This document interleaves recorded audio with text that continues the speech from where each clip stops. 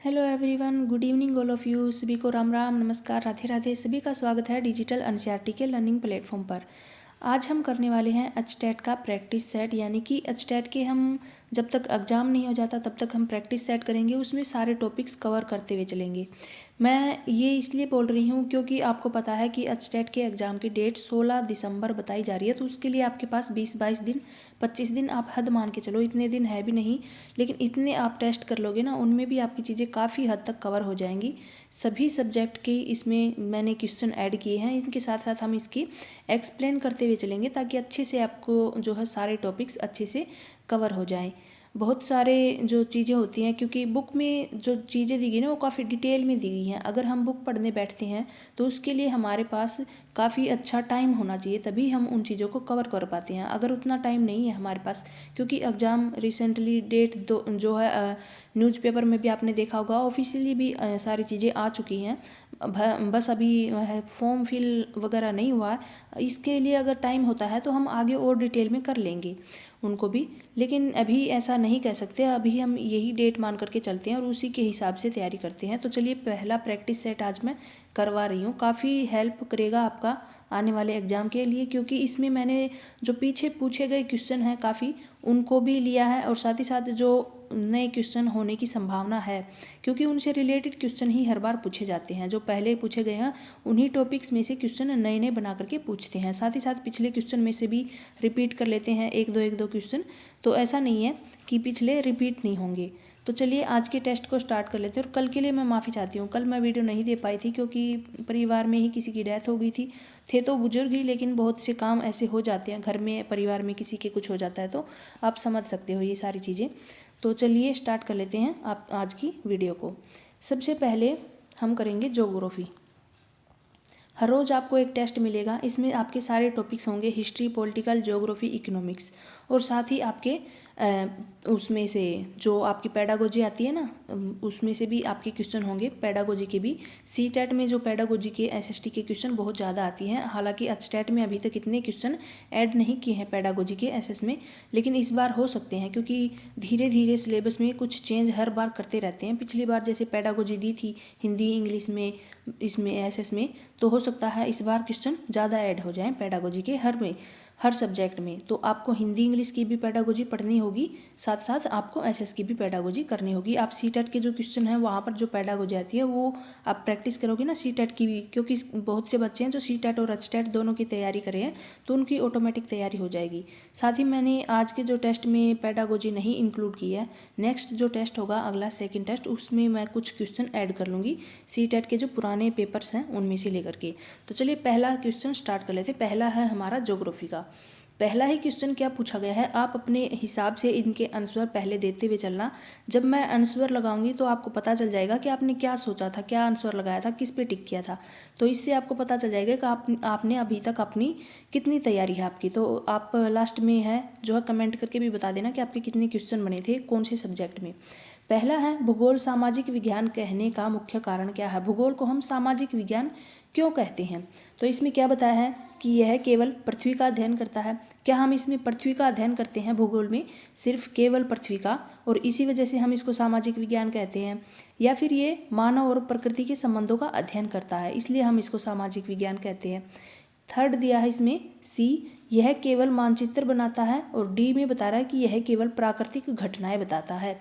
तो एक तो केवल शब्द, क्योंकि इसमें ऐसी चीज़ें हैं, प्रकृति है, मनुष्य है, उनके आपस के संबंध है, बहुत सी चीज़ें इसमें शामिल होती हैं। पृथ्वी के ऊपर कितनी सारी चीज़ें हैं, केवल एक ही चीज़ के ऊपर फोकस तो हम कर ही नहीं सकते।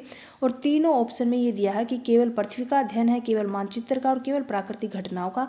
तो ये तीनों ही गलत हो जाएंगे, और इसका जो है आंसर हो जाएगा कि यह मानव और प्रकृति के संबंधों का अध्ययन है।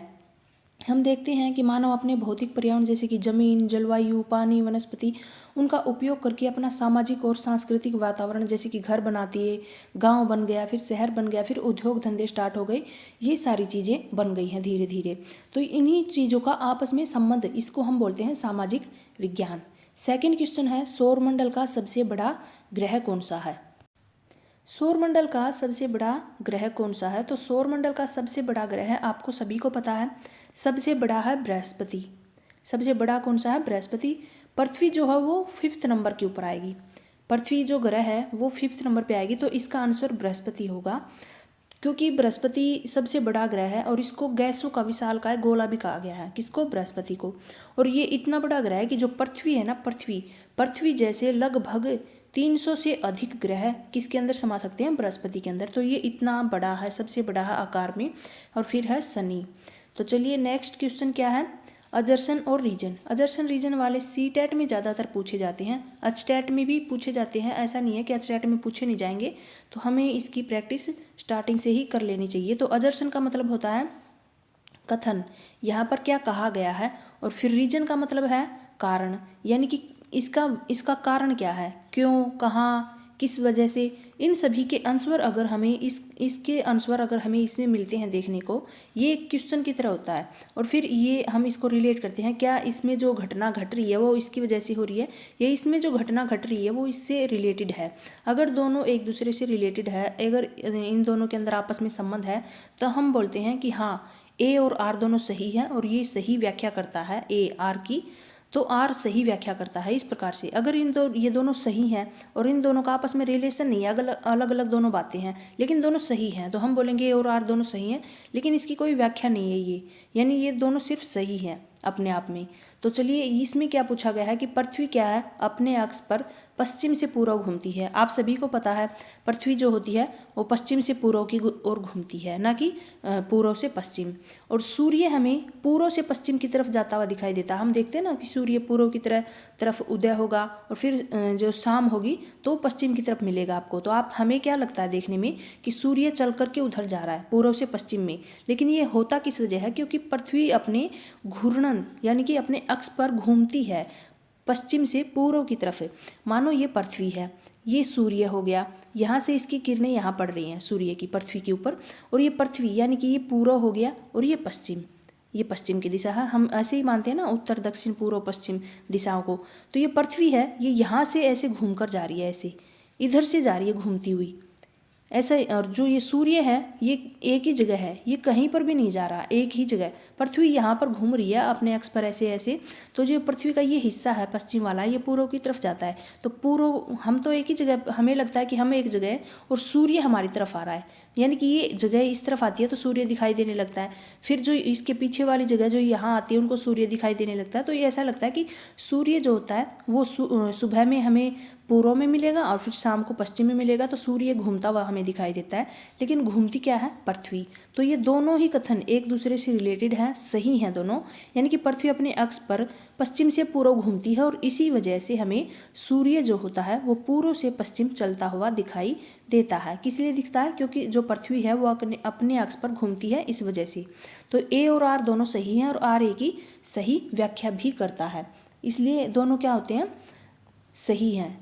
फिर है नेक्स्ट, पृथ्वी के घूर्णन से कौन सी घटनाएं होती हैं? जब पृथ्वी अपने अक्ष पर घूमती है, घूर्णन करती है, तो कौन सी घटना होती है? क्या इसमें ऋतु परिवर्तन होते हैं, या दिन रात होते हैं, या फिर ज्वार भाटा आते हैं, या फिर वर्षा होती है? तो पृथ्वी क्या होती है? अपने अक्ष पर घूर्णन के कारण घूमती है, जिसको हम बोलते हैं घूर्णन, यानी कि पृथ्वी एक ही जगह रहेगी, लेकिन यहाँ अपने अक्ष पर ऐसे ऐसे घूमती रहेगी एक ही जगह पर। ऐसे डांस करते हुए लड़कियां नहीं घूमती है ऐसे गोल गोल, ऐसे एक ही जगह पे खड़ी होकर घूमना, तो उसको बोलते हैं हम घूर्णन करना, और उस वजह से होते हैं दिन रात। और एक होता है यहाँ पर सूर्य है और पृथ्वी इसके चारों तरफ ऐसे घूमती, खुद भी घूमेगी और इसके चारों तरफ भी घूमती हुई रहेगी, तो इसको बोलते हैं हम परिक्रमण। परिक्रमण की वजह से होती हैं मौसम परिवर्तन, यानी कि ऋतु परिवर्तन। कभी सर्दी का मौसम, कभी गर्मी का मौसम, बरसात का मौसम, इस तरह के मौसम जो आते हैं वो आते हैं परिक्रमा करने की वजह से, सूर्य के चारों तरफ परिक्रमण की वजह से। और जो दिन और रात में परिवर्तन होते हैं वो होते हैं घूर्णन करने की वजह से। तो यहाँ घूर्णन से पूछा है कि कौन सी घटना होती है, तो इसका आंसर हो जाएगा दिन और रात। इस पे मैंने टिक किया था क्या? हाँ, ये पहला ए और सही, आर दोनों सही हैं और व्याख्या भी सही है। फिर नेक्स्ट क्वेश्चन है, ग्लोब क्या दर्शाता है? ग्लोब हमें क्या बताता है? क्या ग्लोब के ऊपर हम काल्पनिक रेखाएं देखते हैं? क्या पृथ्वी का लघु प्रतिरूप है ग्लोब, या फिर केवल महाद्वीप दर्शाता है, या केवल महासागर? तो आप सभी को पता है कि ग्लोब में हम क्या क्या चीज़ें देखने को मिलती हैं। ग्लोब देखने में कैसा लगता है? बिल्कुल एकदम पृथ्वी के जैसा, बिल्कुल जैसे ग्लोब है वैसे ही हमारी पृथ्वी है। आकार, रंग, रूप, बहुत सी सारी चीज़ें क्या मिलती जुलती है, वो झुका हुआ भी होता है 23.5 डिग्री। वैसे ही जैसे पृथ्वी हमारी झुकी हुई होती है वैसे ही ग्लोब को भी थोड़ा झुका हुआ बनाते हैं उसके ऊपर। तो हमें क्या बताता है ये कि ये सेम पृथ्वी के जैसा है, और जिसको हम बोलते हैं कि पृथ्वी का ही लघु प्रतिरूप यानी कि छोटा प्रतिरूप, दिखने में बिल्कुल पृथ्वी के जैसा लेकिन छोटा। तो इसका आंसर हो जाएगा कि ग्लोब क्या है, पृथ्वी का ही लघु रूप है। यानी कि पृथ्वी के बीच जो भी सारी चीज़ें हम पृथ्वी के ऊपर हैं वही हमें ग्लोब के ऊपर ऐसे दर्शाई गई हैं। यहाँ समुद्र है, यहाँ पर जो है देश हैं, यहाँ पर पर्वत दर्शाए गए हैं, पठार दर्शाए गए हैं, पानी की अलग चीज़ें दर्शाई गई हैं कि यहाँ पर समुद्र है, महासागर है। तो सारी चीज़ें जो पृथ्वी पर होती हैं वैसे ही हमारी जो है ग्लोब में हमें दर्शाते हैं। तो इसको बोलते हैं कि पृथ्वी बिल्कुल छोटा लघु प्रतिरूप है, सेम दिखने वाली पृथ्वी की तरह। नेक्स्ट है 0 डिग्री अक्षांश को क्या कहते हैं। 0 डिग्री अक्षांश यानी कि ये पृथ्वी है और यहाँ पर से यानी कि जो बीच की या जो रेखा होती है जो पृथ्वी को दो भागों में बांटती है, उत्तरी अक्षांश और दक्षिणी अक्षांश, इसको बोलेंगे उत्तरी अक्षांश, नीचे को दक्षिणी अक्षांश, और इसको बोलते हैं 0 डिग्री। तो 0 डिग्री अक्षांश ये अक्षांश रेखाएं हैं जिनको हम लेटी हुई रेखाएं भी बोलते हैं, और ये हैं जिनको देशांतर रेखाएं बोलते हैं। तो इनको ये हमें क्या दर्शाती हैं, क्या ये कर्क रेखा दर्शाती हैं या मकर रेखा दर्शाती हैं, 0 डिग्री अक्षांश के बारे में पूछा है, या फिर ये विषुवत रेखा है या हम इसको प्रधान देशांतर बोलते हैं। इसका मतलब क्या है, हम क्या बोलते हैं 0 डिग्री अक्षांश को।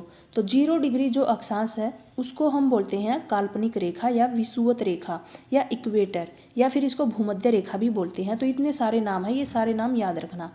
साथ ही साथ ये पृथ्वी के उत्तर और दक्षिणी गोलार्ध को जो है विभाजित करती है और 0 डिग्री अक्षांश पर यानी कि स्थित होती है। यानी कि ये उत्तर को और ये दक्षिण, यानी कि पृथ्वी को दो भागों में बांटती है, उत्तर को और दक्षिण को दोनों अलग अलग भागों में बांटती है विभाजित करने वाली रेखा, और इसको नाम दिया गया है विषुवत, इक्वेटर या भूमध्य रेखा।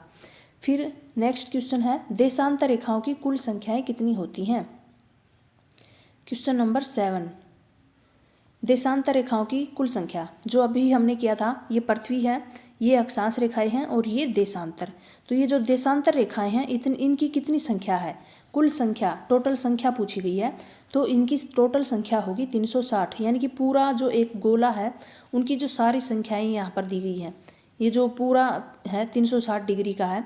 भूगोल में क्या बोलते हैं, गणितीय तथ्य है कि पृथ्वी जो है एक गोलाकार है, पूर्ण वृत्त है या फिर गोले का कोण है, यानी कि 360 डिग्री का। भूगोल में हम इसका उपयोग देशांतर रेखाओं को मापने के लिए करते हैं जो कि कितनी होती हैं 360। इस प्रकार से हम देशांतर रेखाओं की कुल संख्या कितनी मानते हैं 360। फिर है समय निर्धारण किस पर होता है। समय का निर्धारण हम किसके ऊपर करते हैं, क्या अक्षांश जो रेखाएं होती हैं वो समय बताती हैं, या फिर जो देशांतर रेखाएं होती हैं वो समय बताती हैं हमें, ये देशांतर और ये अक्षांश। तो ये जो छोटे छोटे आकार के, ये जो चौकोर आकार के यहाँ पर खाने बने हुए हैं ना, इनसे हम क्या क्या पता लगाते हैं, तो किस वजह से हमें इसका पता लगाता है कि ऊंचाई का, तापमान से, ऊंचाई से, देशांतर से या अक्षांश से, यहाँ पर ऑप्शन दिए गए हैं। तो किस वजह से हम समय का निर्धारण करते हैं, कौन सी चीज़ें हमारे समय को निर्धारित करने में हमें सारी चीज़ें बताती हैं। तो किसी भी स्थान का हम स्थानीय समय या फिर कोई भी लोकल टाइम उस स्थान के देशांतर के ऊपर निर्भर करता है। जो ये देशांतर रेखाएं होती हैं, खड़ी रेखाएं हम जिनको बोलते हैं, जिनकी संख्या 360 होती है, इन्हीं से हमें टाइम का पता चलता है। यानी कि पृथ्वी 24 घंटे में, यानी कि पूरी पृथ्वी 24 घंटे में 360 डिग्री घूमती है, जिसका मतलब होता है 1 डिग्री, यानी कि 1 डिग्री देशांतर। ये जो देशांतर है 1 डिग्री जो है लॉन्गिट्यूड मान लो, 1 डिग्री लॉन्गिट्यूड का अंतर 4 मिनट के समय के अंतर के बराबर होता है। 1 डिग्री 4 मिनट, 1 डिग्री कितने को दर्शाती है 4 मिनट को। और इसी गणना से दुनिया के जो अलग अलग टाइम जोन है वो निर्धारित किए गए हैं। सभी का अपना अलग अलग टाइम जो है इन्हीं की वजह से निर्धारित किया गया है, क्योंकि पूरी जो पृथ्वी है पूरा चक्कर लगाने में 360 डिग्री घूमने में 24 घंटे लगाती है। तो 1 डिग्री, 1 देशांतर 1 डिग्री यानी कि 4 मिनट के बराबर मानी गई है। तो जो देशांतर रेखाएं होती है ये समय से रिलेटेड होती हैं, समय का निर्धारित करती हैं, समय बताने में हमारी मदद करती हैं। कहीं पर भी जाएं, कहीं भी किसी भी चीज़ में हम कहीं पर भी अगर समय का किसी भी चीज़ का हम बता दें कि वहाँ से ऐसे बहुत से क्वेश्चन भी पूछे जाते हैं। इतने डिग्री पर इतना समय हो गया है, तो आगे चल करके इतने डिग्री लॉन्गिट्यूड के ऊपर कितना समय होगा, तो ये डिग्री हमें पता होनी चाहिए। 1 डिग्री की यानी कि 4 मिनट के बराबर है। अगर आपसे 10 डिग्री ज़्यादा पूछ ले तो आप ऐसे 4 करके ऐड कर सकते हो। 8 डिग्री पूछ ले, 5 डिग्री पूछ ले, तो ये डिग्री आपको मालूम होनी चाहिए, तभी आपको समय का मालूम पता चल जाएगा कि कितना समय हुआ है। फिर है स्थल मंडल का महत्व क्या है। मुख्य महत्व स्थल मंडल के बारे में बताना है कि क्या है इसका मतलब। स्थल मंडल का मतलब है मौसम बनाना, खनिज संसाधन या फिर वर्षा या फिर तापमान संतुलन। स्थल मंडल हम किस चीज़ को मानते हैं, जो सबसे पहले की जो चीज़ें होती हैं।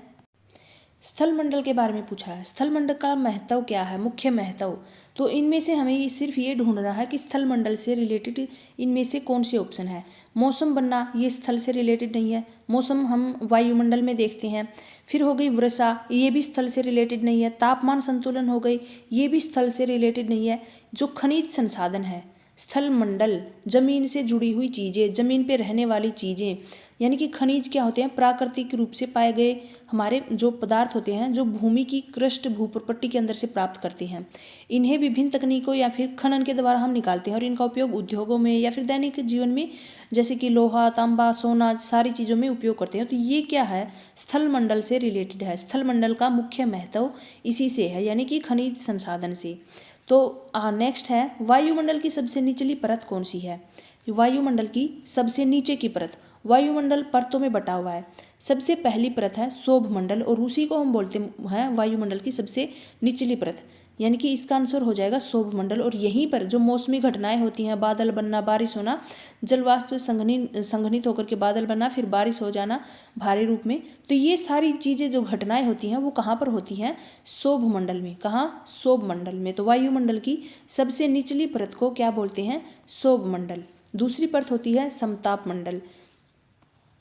नेक्स्ट है जल मंडल में शामिल नहीं होते। जल मंडल में जल से रिलेटेड सभी चीज़ें, जैसे कि महासागर हो गए जल मंडल में है, नदियाँ हो गई ये भी जल मंडल में है, हिमनद हो गए ये भी जल मंडल में ही शामिल है। क्यों, क्योंकि पिघल करके जल ही बनेगा। फिर है पर्वत। पर्वत का और जल का क्या लेना देना। पर्वत जो होते हैं वो जमीन से जुड़े होते हैं, प्राकृतिक रूप से ऊपर उठे हुए भाग या हिस्से, जिनको हम बोलते हैं पर्वत। तो ये इनका जल मंडल से लेना देना नहीं है, ये स्थल मंडल पे यानी कि स्थल से रिलेटेड है। स्थल मंडल से में शामिल होते हैं क्या, पर्वत। और ये 25% क्षेत्र को कवर करते हैं पृथ्वी के, कौन, पर्वत। नेक्स्ट है पृथ्वी की गति से संबंधित कौन सा कथन सही है। पृथ्वी की गति से संबंधित बताना है। पहला है घूर्णन 24 घंटे में पूरा होता है। तो घूर्णन है, पृथ्वी अपने अक्ष पर घूमती है, तो एक चक्कर पूरा करने में कितना टाइम लेती है, पूरा 24 घंटे का घूमना। फिर है परिक्रमण, 365 और 1/4 दिन में पूरा करती है, यानी कि 365 और उतने 6 घंटे एक्स्ट्रा लेती है। तो हम 365 को ही जो है मान करके चलते हैं, और बाकी के 6 घंटे होते हैं उनको 4 साल में पूरा एक दिन, 6 चौके 24 गुना करते हैं तो उनको 4 साल में पूरा 24 घंटे यानी कि एक दिन जुड़ जाता है, जिसको हम 29 फरवरी मानते हैं, जो लीप वर्ष बोलते हैं हम जिसको। तो ये इतने दिन में पूरा करते हैं। तो इनमें से कौन सा कथन सही है, दोनों सही है, यानी कि घूर्णन 24 घंटे में होता है पृथ्वी का, और परिक्रमण 365 दिन में होता है, यानी कि 365 और 6 घंटे या 1/4 दिन। तो इनमें से कौन सा सही है, दोनों ही सही होंगे, आंसर हो जाएगा सी। फिर है नेक्स्ट कर्क रेखा गुजरती है। कर्क रेखा कहाँ से गुजरती है, भारत के उत्तर से गुजरती है, भारत के मध्य से गुजरती है, या भारत के दक्षिण से गुजरती है, या भारत से नहीं गुजरती है। तो कर्क रेखा कहाँ से गुजरती है, भारत को जो दो भारत के बीच से ट्रॉपिक ऑफ कैंसर हम इसको बोलते हैं कर्क रेखा को। ये एक महत्वपूर्ण भौगोलिक विशेषता है, क्योंकि ये देश को लगभग 2 समान कटिबंध या फिर उत्तर में उपोष्ण कटिबंध और दक्षिण में उष्ण कटिबंध में विभाजित करती है। तो ये क्या होती है, भारत के उत्तर में कहाँ से गुजरती है, ये मान करके चलो आप, ये है पृथ्वी, ये बीच की है 0 डिग्री। तो भारत की जो स्थिति होती है वो उत्तर पूर्व है, ये उत्तर है और ये पूर्व। भारत जो होता है वो यहाँ पर है भारत की स्थिति। तो ये कर्क रेखा यहाँ से गुजरती है, यहाँ से। और ये किसको 2 भागों में बांटती है, एक तो उत्तर में उपोष्ण कटिबंध इसको, और यहाँ नीचे की साइड में दक्षिण में उष्ण कटिबंध को विभाजित करती है। तो भारत ये भारत के मध्य से गुजरती है। कहाँ से आएगी? भारत के मध्य से। फिर है कर्क रेखा। नेक्स्ट है मानचित्र और ग्लोब में मुख्य अंतर क्या है? मानचित्र कैसा है और ग्लोब क्या है, इनके बीच में दोनों अंतर। ये दोनों समान है, तो ये समान नहीं है बिल्कुल। मानचित्र और ग्लोब दोनों समान नहीं होते। ग्लोब जो होता है वो पृथ्वी का बिल्कुल लघु प्रतिरूप, जिसको हम बोलते हैं, बिल्कुल स्टिक, एकदम पृथ्वी जैसा दिखाई देता है। मानचित्र इस तरह से दिखाई नहीं देता। ग्लोब अधिक स्टिक होता है, तो बिल्कुल सही बात है ये, ग्लोब अधिक स्टिक होता है। मानचित्र गोल होता है, बिल्कुल नहीं। ग्लोब जो होता है कागज का होता है, ये भी बिल्कुल गलत हो जाएगा। इसका आंसर होगा ग्लोब अधिक स्टिक होता है। ग्लोब जो होता है पृथ्वी का बिल्कुल गोलाकार वास्तविक मॉडल होता है, चपटा नहीं होता। इसलिए पृथ्वी का जो आकार होता है, महाद्वीप, महासागर या फिर देश के स्थान, आकार, अनुपात, इन सभी को स्टिक रूप में दिखाता है कौन? ग्लोब। नक्शे या फिर मानचित्र में क्या होती है?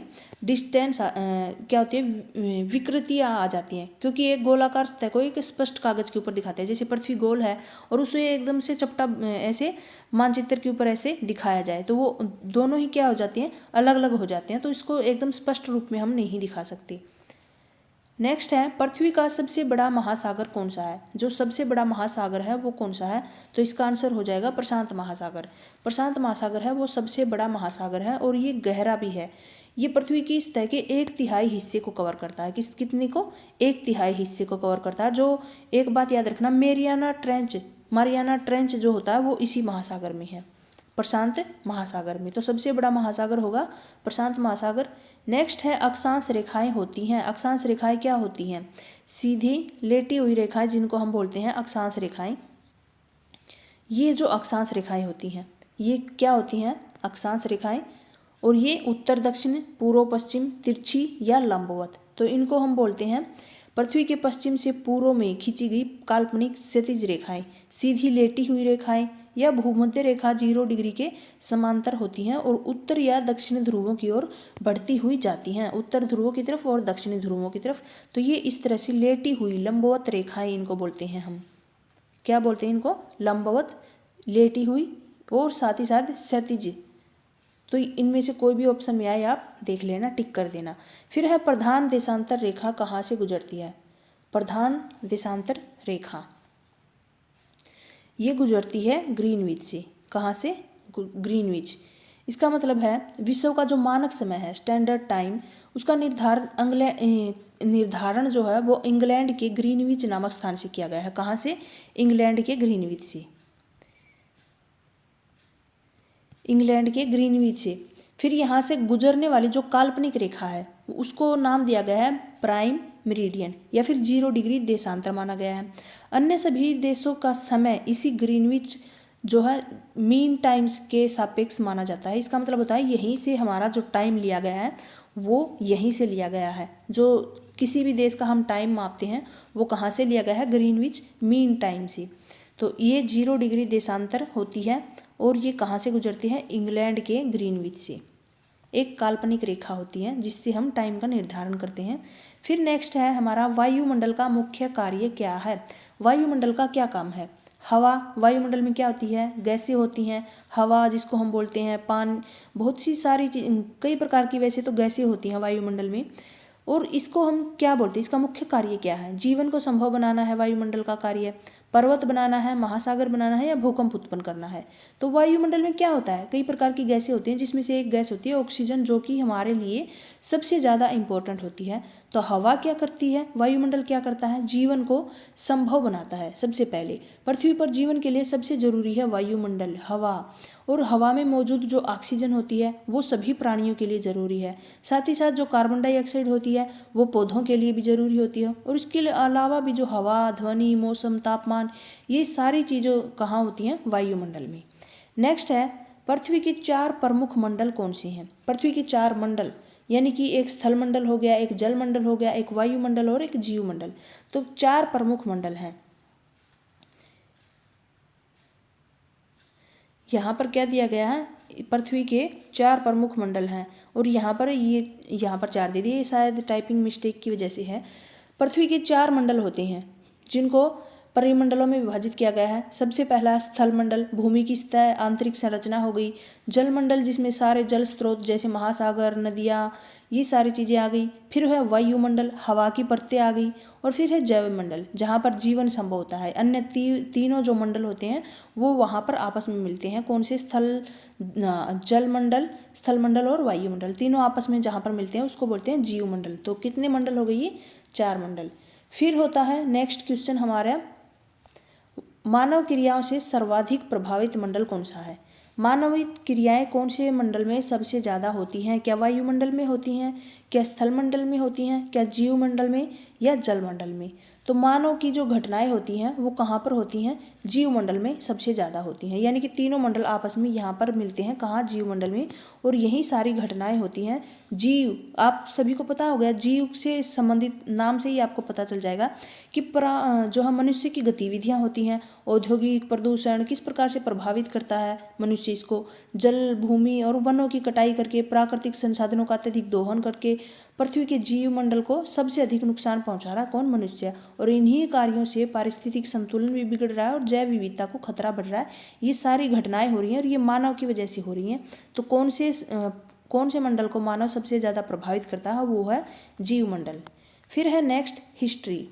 हिस्ट्री में हम करेंगे पहला क्वेश्चन, आप लगा के चलो। पहला क्वेश्चन आपको ज्योग्राफी में काफ़ी इजी क्वेश्चन मिले होंगे। ये सारे क्वेश्चन हैं 6 क्लास की एनसीईआरटी से हैं। फिर है प्राचीन भारतीय इतिहास के अध्ययन के लिए निम्नलिखित में से कौन सा साहित्यिक स्रोत है?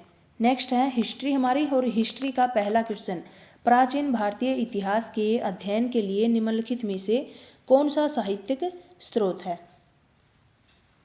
इसका आंसर क्या होगा ये बताओ पहले। क्या अभिलेख हैं, क्या सिक्के हैं, वेद हैं, या फिर मूर्तियां हैं? इसका आंसर होगा वेद। वेद क्यों है? अब ये देखो कि वेद जो है वो लिखित हैं, साहित्यिक स्रोत जिनको कहा गया है। इसलिए इसको जानने में ना 2 मुख्य स्रोत होते हैं। एक तो पुरातात्विक स्रोत जो जमीन से मिलते हैं, जिनको हम भौतिक अवशेष बोलते हैं, और एक होते हैं साहित्यिक, जिनको लिखे हुए दस्तावेज बोलते हैं। लिखे हुए दस्तावेज को क्या बोलते हैं? साहित्यिक। तो इनमें से पूछा गया कि साहित्यिक स्रोत, जो अभिलेख होते हैं वो खुदाई के दौरान मिलते हैं, सिक्के हैं वो खुदाई के दौरान मिलते हैं, मूर्तियां हैं वो भी खुदाई के दौरान मिलते हैं, जो लिखे हुए जो किताबें होती हैं पुरानी, उनको, दस्तावेजों को ही क्या बोलते हैं हम? वेद। तो इसका मतलब है कि इतिहास के अध्ययन के लिए हमें क्या चाहिए? साहित्यिक स्रोत चाहिए, जिनको कहा गया है वेद। तो आंसर हो जाएगा इसका सी, वेद। नेक्स्ट है निम्नलिखित में से कौन सा पुरातात्विक स्रोत नहीं है? नहीं पूछा गया है इसमें से कौन सा पुरातात्विक स्रोत नहीं है। अभी हमने पढ़ा था पुरातात्विक स्रोत खुदाई के दौरान मिली गई चीज़ें, जैसे कि अभिलेख मिलते हैं खुदाई के दौरान, मुद्राएं मिली हैं, स्मारक मिले हैं, तो इनको हम बोलते हैं पुरातात्विक स्रोत। और ऐतिहासिक स्रोत जो लिखी हुई चीज़ें होती हैं, किताबें, दस्तावेज, ये सारे किस में आते हैं? ऐतिहासिक स्रोतों में। तो पुराण क्या होते हैं? पुराण भी लिखे हुए होते हैं। क्या होते हैं? लिखे हुए, जिनको पुराणों यानी कि पुरानी किताबें क्या होती हैं? पुरानी किताबों को ही नाम दिया गया है पुराण, जिससे हमें बहुत सी राजाओं की कहानियाँ, राजाओं की जीवन शैली, इन सभी के बारे में हमें जानकारी मिलती है इतिहास के टाइम की, तो वो होते हैं पुराण। फिर है नेक्स्ट अजरसन रीजन। अजरसन क्या दिया गया है? इतिहास लेखन में पुरातात्विक स्रोत अधिक विश्वसनीय माने जाते हैं। इतिहास क्या कहता है कि इतिहास के लेखन में जो पुरातात्विक स्रोत होती हैं वे सबसे ज़्यादा विश्वसनीय होती हैं, सबसे ज़्यादा हम उस पर विश्वास कर सकते हैं। क्यों? ये समकालीन होते हैं और भौतिक साक्ष्यों के ऊपर आधारित। समकालीन मतलब उसी समय के, जिस समय पे वो घटनाएं हो रही थी उसी टाइम की, सही टाइम को बताते हैं वो, उसी टाइम के, समकालीन उसी समय के। और भौतिक साक्ष्य यानी कि खुदाई के दौरान मिले हुए बिल्कुल एग्जैक्ट वही चीज़ें मिलती हैं, ना तो उनमें कुछ चेंज होता है। जो उस टाइम पे उन्होंने यूज की गई चीज़ें थी सेम वही हमें जो है 300-400 साल पहले, 800 साल पहले, 1000 साल बाद जो खुदाई के टाइम पे वो सेम चीज़ें मिलती है, तो वही मिलती हैं जो उन्होंने यूज की थी। ऐसा नहीं है कि उनमें चेंज करके या फिर कोई भी ऐसे नकली ऐसे दबा दिए हों, सेम चीज़ें होती हैं, इसलिए हम उनके ऊपर विश्वास कर सकते हैं। तो पहला भी सही है और दूसरा भी सही है, और दूसरा इसकी व्याख्या भी सही करता है। इसका आंसर हो जाएगा ए और आर दोनों सही हैं, और आर इसकी सही व्याख्या भी करता है। नेक्स्ट है नंबर 4, मानव द्वारा सर्वप्रथम प्रयुक्त औजार किस काल से संबंधित है? यानी कि मानव के द्वारा जो सबसे पहले औजार उपयोग किए गए थे वो कौन से काल से संबंधित है? क्या नवपाषाण काल से संबंधित है, क्या पुरापाषाण काल से, या मध्यपाषाण काल से, या ताम्रपाषाण काल से? तो इसका आंसर हो जाएगा पुरापाषाण काल। सबसे पहले जो औजार मिले थे, पत्थर के औजार, बड़े बड़े औजार, उनको किस टाइम पे जो है सबसे पहले जो औजार पाए गए थे वो पुरापाषाण औजार थे। सबसे पहले क्या थे?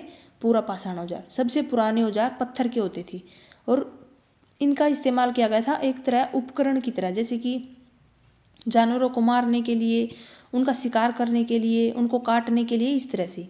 और जो पुराना जो पत्थर युग था उसको क्या कहा गया था? पत्थर युग भी कहा गया था, क्योंकि ये पत्थरों के बने होते थे और मानव इतिहास का सबसे पुराना काल था ये। कौन सा?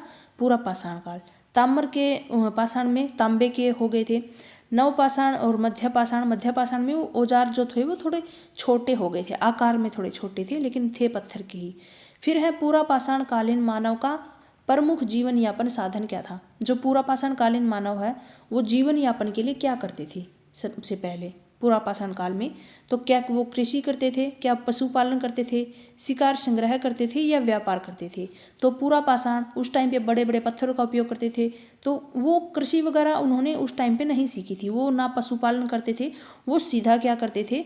शिकार करते थे। क्या करते थे? पशुओं को शिकार, यानी कि उनको मार करके, उनको संग्रह करके, उनको खाते पीते थे, इस तरह से घूमते रहते थे। आखेटक संग्रहण, तो क्या थे वो? शिकार या फिर संग्रहण। नेक्स्ट है नवपाषाण काल की सबसे महत्वपूर्ण विशेषता क्या है? नवपाषाण काल की सबसे महत्वपूर्ण, तो नवपाषाण काल में क्या थी? कृषि का आरंभ हुआ था। क्या किया गया था? कृषि स्टार्ट की गई थी नवपाषाण काल में। कृषि की स्टार्टिंग या कृषि करना उन्होंने कब स्टार्ट किया था? नवपाषाण काल में। इतिहास में जो है काफ़ी बदलाव आया था और अनाज उगाया गया था, और अनाज भी था वो क्या था? गेहूं और जौ।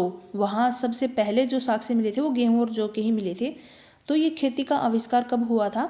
नियोलिथिक एज में। फिर है नेक्स्ट अजरसन और रीजन का। नवपाषाण क्रांति को मानव इतिहास में एक महत्वपूर्ण मोड़ माना गया है। क्या माना गया है?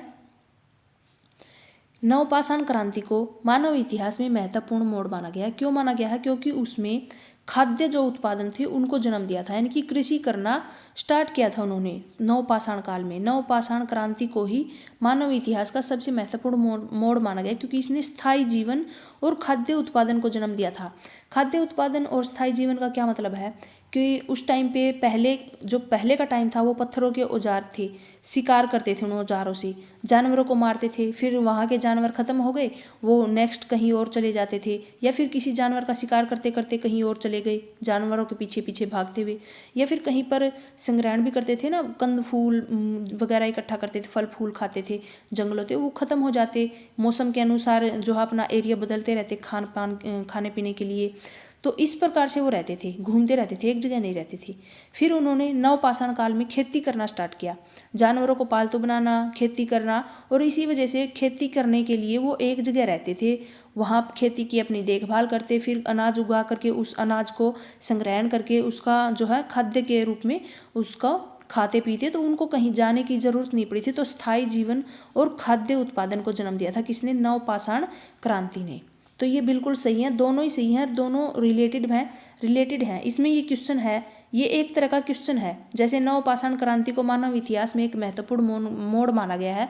क्यों माना गया है? क्योंकि इसने स्थायी जीवन और खाद्य उत्पादन को जन्म दिया था। तो ये इसका आंसर सही बनता है। तो इसीलिए ए और आर दोनों सही है, और आर ए की सही व्याख्या भी करता है। फिर है नेक्स्ट, निम्नलिखित में से कौन सा स्थल हड़प्पा सभ्यता से संबंधित है? कौन सा स्थल है, कौन सी जगह है इनमें से? जैसे बुर्ज होम है, मेहरगढ़, धोलावीरा, आदमगढ़, कौन सी जगह है जो हड़प्पा से संबंधित है? तो इसका आंसर हो जाएगा धोलावीरा। धोलावीरा जो होता है वो प्राचीन हड़प्पा सभ्यता का सबसे पुराना, सबसे बड़ा ही महत्वपूर्ण नगर था। यहाँ पर जो जल प्रबंधन प्रणाली थी वो 3 भागों में बटे शहर के लिए जो है जाना जाता है। 3 भागों में बटे हुए शहर के लिए और जल प्रबंधन प्रणाली के लिए माना जाता है। कौन? धोलावीरा। और ये नया स्थल था, यानी कि पुराने स्थलों में से नहीं बल्कि नया स्थल था। ये हड़प्पा सभ्यता से संबंधित है। फिर है हड़प्पा सभ्यता के नगरों की प्रमुख विशेषताएं क्या थी? क्या उस टाइम पे अव्यवस्थित गलियां थी, ये मान सकते हो, या फिर कच्ची ईंटों का उपयोग होता था, या फिर वहाँ पर सुस्पष्ट नगर योजनाएं थी या लकड़ी के मकान थे? इनमें से कौन सा सही है ये बताना है। तो हड़प्पा से रिलेटेड नगर योजनाएं, हड़प्पा के टाइम पे नगर योजनाएं काफ़ी बढ़िया थी, उनकी विशेषताएं थी अलग से नगर योजनाएं, यानी कि सड़कें सीधी होनी, घर एक जैसे बने होते थे, जो भी दिखता था शहर उसको पहले प्री प्लान करके बनाया गया, योजनाबद्ध तरीके से नगर को बसाया गया है, इस तरह से बसे हुए होते थे। ऐसे नहीं कि टेढ़ी मेढ़ी गलियाँ हो गई, कहीं पर कोई भी गोलाकार घर बना दिया, कहीं पर चौकोर घर बना दिया, कहीं पर ऐसे त्रिभुजाकार में, कहीं पर ऐसे टेढ़े मेढ़े घर बना दिया, ऐसे नहीं थे। बिल्कुल ऐसे जैसे पहले नक्शा बनाया गया हो कि भाई यहाँ पर ऐसे ऐसे घर होंगे, फिर यहाँ से सीधी गली जाएगी, ये गलियाँ जो चौड़ी होती थी, बिल्कुल साफ़ सुथरी चीज़ें एकदम से संवार के सभी चीज़ों को बनाया गया। तो इसमें हड़प्पा के नगरों में मुख्य विशेषता थी कि वो जो नगर योजना बनाती थी, सुस्पष्ट नगर योजनाएं थी उस टाइम पे, योजनाबद्ध तरीके से घर सारी चीज़ें बनाई गई थी। फिर है निम्नलिखित कथनों पर विचार करना कि हड़प्पा सभ्यता में पक्की ईंटों का उपयोग होता था। क्या हड़प्पा सभ्यता में पक्की ईंटों का उपयोग होता था? फिर है सेकंड, नगरों में जल निकासी की उत्तम व्यवस्था थी और घर मुख्य सड़कों की ओर खुलते थे। इनमें से कौन सा सही है? घर जो होते थे वो अंदर की तरफ खुलते थे, सड़कों की तरफ नहीं बल्कि अंदर की तरफ खुलते थे। नगरों में जो जल निकासी थी वो उत्तम थी, बिल्कुल सही। जो नगरों में घर बनाए गए थे वो एकदम पक्की ईंटों के थे, व्यवस्थित तरीके से बनाए गए थे। जो जल निकासी थी वो बढ़िया थी, एकदम से अच्छे से नाली वगैरह जो थी वो बनाई गई थी, साफ सुथरी, और सफाई व्यवस्था का भी बेहतरीन उदाहरण हमें मिलता है हड़प्पा सभ्यता से। तो ये पहला और दूसरा, यानी कि पहला सही है, दूसरा सही है। और जो घर थे वो मुख्य सड़क की तरफ नहीं खुलते थे भाई, अंदर की तरफ खुलते थे, इसलिए हमारा जो ये तीसरा है ये गलत हो जाएगा। तो इसमें आंसर हो जाएगा केवल 1 और 2, यानी कि सही कथन 1 और 2 सही है, तीसरा गलत है। फिर है हड़प्पा सभ्यता की मोहरों पर प्राय कौन सा चित्र पाया गया था? हड़प्पा सभ्यता की मोहरें हमने सबसे पहले ही पढ़ा था कि इसमें यूनिकॉर्न, यानी कि जो मोहरें मिली हैं खुदाई के दौरान, उनमें किसकी फोटो मिली थी? एक सींग वाला जानवर था जिसको हम बोलते हैं यूनिकॉर्न, और इसको बहुत ही पवित्र जो है पशु माना गया था पौराणिक टाइम में। हड़प्पा की मोहरों पर एक सींग वाले यूनिकॉर्न का चित्र मिला है, इसको काफ़ी पवित्र पशु माना गया था, और सभी जो है मोहरों के ऊपर एक आम प्रतीक था, यानी कि किसी घोड़े का, हाथी का या ऊंट का चित्र नहीं था, इसके ऊपर चित्र था वो था यूनिकॉर्न का, एक सींग वाले यूनिकॉर्न का। निम्नलिखित में से कौन सा हड़प्पा सभ्यता का आर्थिक आधार था? कौन सा जो था वो, जो किस वजह से जो हड़प्पा सभ्यता थी वो आर्थिक रूप से स्ट्रोंग थी, मजबूत थी? तो उसके टाइम में मैंने पहले ही बताया कि जो कृषि थी, कृषि एवं व्यापार क्या थे सबसे स्ट्रोंग। हड़प्पा सभ्यता की जो अर्थव्यवस्था थी वो कृषि और व्यापार दोनों के ऊपर आधारित थी। लोग मुख्य रूप से गेहूं, जो तिल, कपास, ये सारी चीज़ें उगाते थे और इन्हीं उत्पादों का विदेश में निर्यात भी करते थे। तो जो हड़प्पा सभ्यता की आर्थिक रीढ़ की हड्डी जिसको हम बोलते हैं, आर्थिक आधार जिसको हम बोलते हैं, वो थी कृषि एवं व्यापार। फिर है अजरसन रीजन। नेक्स्ट क्वेश्चन, क्या दिया गया है यहाँ पर कथन? हड़प्पा सभ्यता में लंबी दूरी का व्यापार होता था। क्या होता था? लंबी दूरी का व्यापार होता था। और कारण क्या दिया गया है? मेसोपोटामिया से व्यापारिक संपर्क के प्रमाण मिले हैं। तो क्या ये दोनों सही हैं? तो बिल्कुल सही है ये दोनों बातें। जो सिंधु घाटी सभ्यता के लोग थे वो क्या करते थे? मेसोपोटामिया यानी कि जो इराक है, आज का इराक, जैसी अन्य सभ्यताओं के साथ में व्यापारिक संबंध जो है बनाए हुए थे उस टाइम पे। फिर सुमेरियन अभिलेखों में इनका जो है मेलुहा नामक स्थान के ऊपर उल्लेख मिला है, जिनको अक्सर सिंधु क्षेत्र माना गया था, जिससे सामान का आयात और निर्यात होता था। तो ये दोनों ही चीज़ें बिल्कुल सही है, यानी कि हड़प्पा सभ्यता में लंबी दूरियों का व्यापार होता था, लंबे जो है दूरियां तय करनी पड़ती थी। और जो मेसोपोटामिया से व्यापारिक संपर्क के हमें प्रमाण मिले हैं, और वो कहाँ से मिले हैं? मेलुहा नामक स्थान से। फिर है नेक्स्ट, कौन सा कथन युगम सही सुमेलित है? ये जो कथन दिए गए हैं, मोहनजोदड़ो से स्नानागार मिला है, हड़प्पा से बंदरगाह मिले हैं, लोथल से अन्नागार मिले हैं और कालीबंगा से गोदी मिले हैं। तो ये सारी चीज़ें कौन सी इनमें से सही है? तो मोहनजोदड़ो में से एक महान स्नानागार मिला है, ये बात जो है वो बिल्कुल सही है। कौन सी है? इसका आंसर होगा ए। इनमें से सही सुमेलित है ए। महान स्नानागार कहाँ से मिला है? मोहनजोदड़ो से। जो पुरातात्विक स्थल थे वहाँ पर एक विशाल स्नानागार, ग्रेट बाथ मिला था, उसमें हमने देखी भी थी, क्लास 6 की एनसीईआरटी में ही है। जो हड़प्पा सभ्यता की वास्तविकता या वास्तुकला का बेहतरीन एक उदाहरण माना जाता है। इसका माना जाता है कि वहाँ पर जो धार्मिक अनुष्ठान या कोई भी प्रोग्राम वगैरह होता था ना, तो वहाँ पर लोग वहाँ पर क्या करते थे, विशेष अवसर के ऊपर समूह में आकर के स्नान करते थे। साइड में छोटे छोटे कमरे भी बनाए गए थे कपड़े चेंज करने के लिए, और साथ ही वहाँ पर सीढ़ियाँ भी बनाई गई थी आने जाने के लिए। नेक्स्ट है, हड़प्पा सभ्यता की लिपि के संबंध में कौन सा कथन सही है। हड़प्पा सभ्यता में लिपि के बारे में, तो इसका मतलब है जो लिखने के लिए हमें किसी न किसी लिपि की ज़रूरत होती है, लिखने के लिए भाषा की और भाषा के लिए लिपि की ज़रूरत होती है। तो हड़प्पा सभ्यता में जो लिपि थी उसके बारे में क्या कथन है, क्या वो दाएं से बाएं लिखी गई थी, बाएं से दाएं लिखी गई थी, या फिर इसको पूरी तरह से पढ़ लिया गया था, या फिर चित्रलिपि थी, या फिर इन दोनों में से यानी कि कौन सा सही है और कौन सा गलत। इसका आंसर होगा क्या इसको पूर्णतः पढ़ लिया गया था। उस टाइम पे हमें जो चीज़ें मिली हैं वो इस तरह से लिखी हुई हैं कि उनको पूरी तरह से हम नहीं पढ़ पाए हैं। आज भी हम इसको पूरी तरह से नहीं पढ़ पाए हैं। ये चित्रलिपि थी, यानी कि चित्र बने हुए थे जिनसे हम अंदाज़ा लगा सकते थे उस टाइम पे ये चीज़ें होती थी। साथ ही साथ ये दाएं से बाएं लिखी गई थी। अभी जो हम लिखावट लिखते हैं वो बाएं से दाएं लिखते हैं, इस तरह से चलती हैं, यहाँ से बाएं से दाएं। जो उस टाइम पे हमें जो लिपि मिली थी हड़प्पा टाइम पे, तो वो किस साइड से इस तरह से लिखी गई थी, यहाँ से जो दाएं से बाएं लिखी जाती थी। तो ये दोनों सही हो जाएगा, बी और सी, यानी कि आंसर होगा बी और सी दोनों सही है। आंसर हो जाएगा डी या फिर ये दोनों सही है। ये जो है गलत हो जाएगा, कौन सा, कि इसको पूरी तरह से नहीं पढ़ा गया था, बिल्कुल। तो नेक्स्ट है, निम्नलिखित में से कौन सा शब्द राजनीतिक सिद्धांत की भाषा से संबंधित है।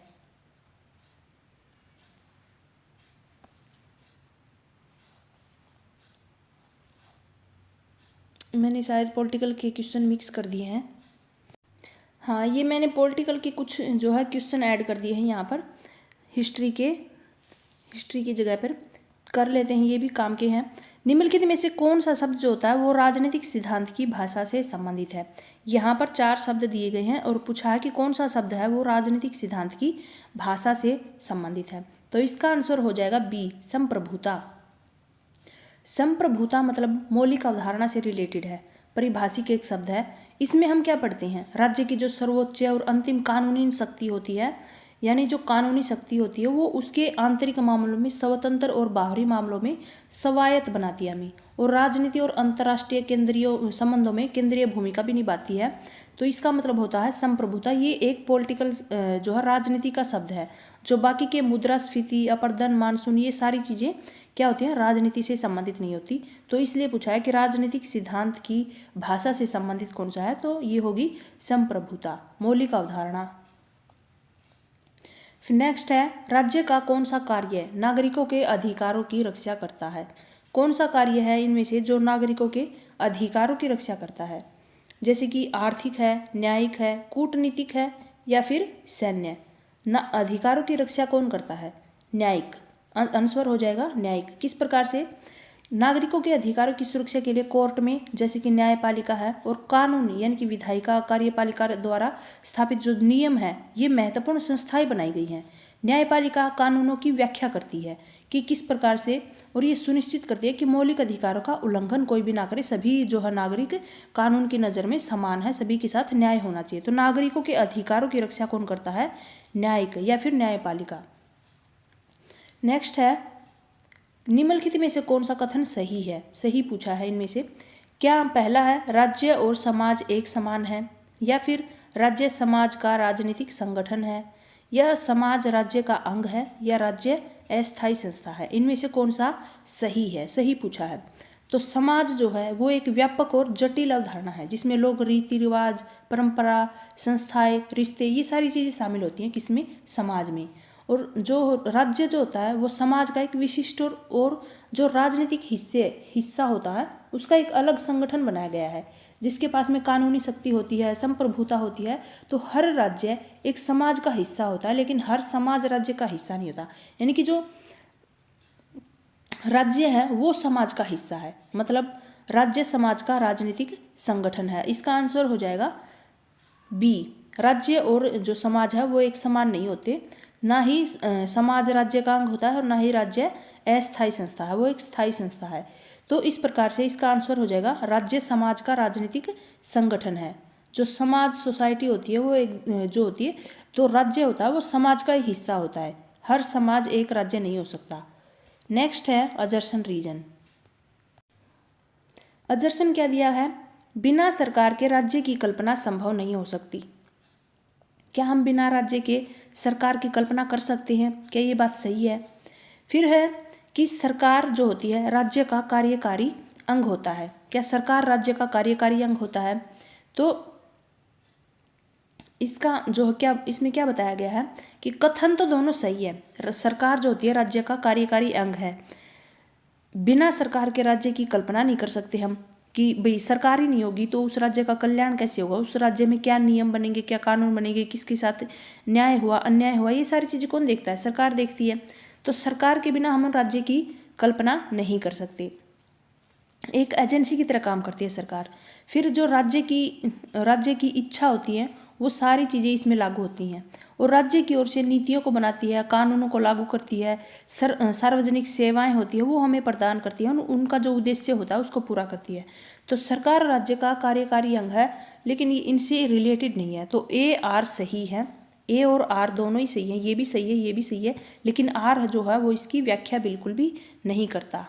यानी कि ये दोनों आपस में सही जरूर हैं, लेकिन आपस में इनका आपसी कोई भी संबंध नहीं है। यानी कि सरकार के बिना हम राज्य की कल्पना नहीं कर सकते, ये बिल्कुल सही बात है। सरकार राज्य का कार्यकारी अंग होती है, ये बात भी सही है, लेकिन इसका और इसका आपस में कोई भी रिलेशन नहीं है। इसलिए आर और ए और आर दोनों सही हैं, लेकिन आर इसकी व्याख्या नहीं करता। ये हो जाएगा इसका आंसर। फिर है संप्रभुता के संदर्भ में कौन सा कथन सही है? संप्रभुता हमने अभी ऊपर भी किया था, संप्रभुता के बारे में कौन सा कथन सही है? तो इसका आंसर हो जाएगा यह विभाज्य होती है। क्या संप्रभुता जो होती है वो विभाज्य होती है, या फिर यह राज्य की सर्वोच्च शक्ति होती है? तो ये जो कथन दिया गया है बिल्कुल सही है। संप्रभुता क्या होती है? राज्य की सबसे बड़ी शक्ति। सबसे बड़ी जो शक्ति राज्य की होती है वो किसके पास में होती है? संप्रभुता के पास में। फिर है नेक्स्ट, क्या यह केवल बाह्य होती है या यह केवल सरकार में ही निहित होती है? तो इसका आंसर सही कौन सा होगा? यह राज्य की सबसे सर्वोच्च शक्ति होती है। जैसे कि संप्रभुता की अवधारणा में बताई गई सबसे बड़ी सर्वोच्च शक्ति किसके पास होती है? राज्य के पास। और ये शक्ति उसे अपने क्षेत्र के सभी लोगों और संगठनों के ऊपर जो है अंतिम फैसले लेने में और क्या करती है? स्वतंत्र बनाती है उसको। तो इस प्रकार से जो संप्रभुता होती है वो राज्य की सबसे सर्वोच्च शक्ति, सबसे ऊपरी शक्ति होती है राज्य की। फिर है नेक्स्ट टॉपिक हमारा इकोनॉमिक्स। इकोनॉमिक्स का पहला क्वेश्चन क्या है? पहला है भारतीय अर्थव्यवस्था में कृषि को रीढ़ क्यों कहा गया है? यानी कि रीढ़ की हड्डी या फिर रीढ़ क्यों कहा गया है? भारतीय अर्थव्यवस्था में किसको रीढ़ कहा गया है? कृषि को। क्यों कहा गया है ये पूछा है। पहला कथन है क्योंकि यह केवल भोजन देती है। क्या कृषि हमें सिर्फ भोजन देती है इसलिए इसको हम रीढ़ की हड्डी या फिर रीढ़ बोलते हैं? क्या यह रोजगार, कच्चा माल और आय तीनों देती है? क्या यह क्योंकि यह केवल ग्रामीण क्षेत्रों तक ही सीमित है? कृषि क्या ग्रामीण क्षेत्रों तक ही सीमित है? क्योंकि यह केवल परंपरागत यानी कि पुराना कार्य है, पीढ़ियों से चलता हुआ आ रहा है इसलिए। तो हम इसको रीढ़ क्यों कहते हैं? इसका सही आंसर हो जाएगा बी। क्यों? क्योंकि कृषि जो होती है वो केवल भोजन नहीं देती, हमें लाखों लोगों को रोजगार देती है। जैसे कि फैक्ट्रियाँ, चीनी मिलें, कपड़ा मिले, ये सारी चीज़ें कच्चे माल के बिना ये मिलें भी काम नहीं करेंगी। और कच्चा माल हमें कहाँ से प्राप्त होता है? कृषि से। तो कृषि ही हमें जो होती है अर्थव्यवस्था की रीढ़, इसको इसलिए कहा गया क्योंकि कच्चे माल हो गया, सभी चीज़ें, रोजगार हमें कृषि से मिलता है, कच्चा माल मिलता है और आय होती है, वो सारी चीज़ें कहाँ से मिलती है? हमें कृषि से ही मिलती है। इसलिए इसको भारतीय अर्थव्यवस्था की रीढ़ कहा गया है। नेक्स्ट है निम्नलिखित में से कौन सा कथन कृषि की भूमिका को सही दर्शाता है? इनमें से कौन सा कथन है जो कृषि की ही भूमिका को सही बताएगा? कृषि केवल जीडीपी में योगदान देती है, या फिर कृषि उद्योगों को कच्चा माल उपलब्ध करवाती है? सी बताया है कि कृषि का उद्योगों से कोई भी संबंध नहीं है। और डी है कि कृषि केवल आत्मनिर्भरता तक ही सीमित है। इसका क्या मतलब है? क्या कृषि का जो है उद्योगों से कोई लेना देना नहीं है? तो अभी हमने पहले क्वेश्चन में किया कि कृषि से कच्चा माल हमें मिलता है तभी जो है उद्योग चलते हैं। फिर जो है इसमें कि जीडीपी में योगदान देती है, कृषि केवल जीडीपी में योगदान देती है, बिल्कुल भी नहीं। इसका भी आंसर हो जाएगा बी, कि कृषि जो होती है वो उद्योगों को कच्चा माल उपलब्ध करवाती है और इसी वजह से सारी चीज़ें, जैसे कि कपड़ा उद्योग है कोई मान लो, तो वहाँ पर कपास आएगा, वो कहाँ से, कृषि है, कपास की खेती होती है ना, वहाँ से कपास आएगा, धागा बनेगा, फिर कपड़ा बनेगा। चीनी मिल है, कहीं पर चीनी उद्योग है, चीनी मिल है, वहाँ पर गन्ना आएगा, उसका रस निकलेगा, उससे चीनी बनती है। तो इस तरह से जो होती है कृषि आधारित उद्योगों का संबंध इसमें दर्शाया गया है कि कृषि जो होती है उद्योगों को कच्चा माल उपलब्ध करवाती है और ये बताती है कि ये कैसे प्राथमिक क्षेत्र ही द्वितीयक क्षेत्र की फील्ड करता है, यानी कि जो द्वितीयक क्षेत्र में आते हैं उद्योग धंधे वगैरह, तो प्राथमिक क्षेत्र में आते हैं कृषि वगैरह, तो इनका इससे संबंधित होता है। अगर ये नहीं होंगे तो ये भी नहीं होंगे, आपस में इनको सही संबंध दर्शाया गया है। नेक्स्ट है, भारत में बड़ी जनसंख्या कृषि पर निर्भर है। भारत में बड़ी जनसंख्या कृषि पर निर्भर है और ये बताया है कि कृषि रोजगार का प्रमुख स्रोत है। तो जो भारत में बड़ी संख्या कृषि पर निर्भर है, क्यों निर्भर है, क्योंकि कृषि रोजगार का प्रमुख स्रोत है। दोनों क्वेश्चन भी, दोनों बातें भी सही हैं और इसका आंसर भी यहाँ पर निकल रहा है कि कृषि की बड़ी, जो भारत की जनसंख्या है वो कृषि पर ज़्यादा निर्भर है। क्यों निर्भर है, क्योंकि कृषि रोजगार का प्रमुख स्रोत है। सबसे पहला स्रोत जो होता है रोजगार का वो है कृषि, इसलिए जो भारत की जनसंख्या, बड़ी जनसंख्या कृषि पर निर्भर करती है। तो ए और आर दोनों सही हैं और इसकी सही व्याख्या भी करता है, तो इसका आंसर हो जाएगा ए। फिर है नेक्स्ट, भारतीय अर्थव्यवस्था में कृषि का सबसे बड़ा सामाजिक महत्व क्या है।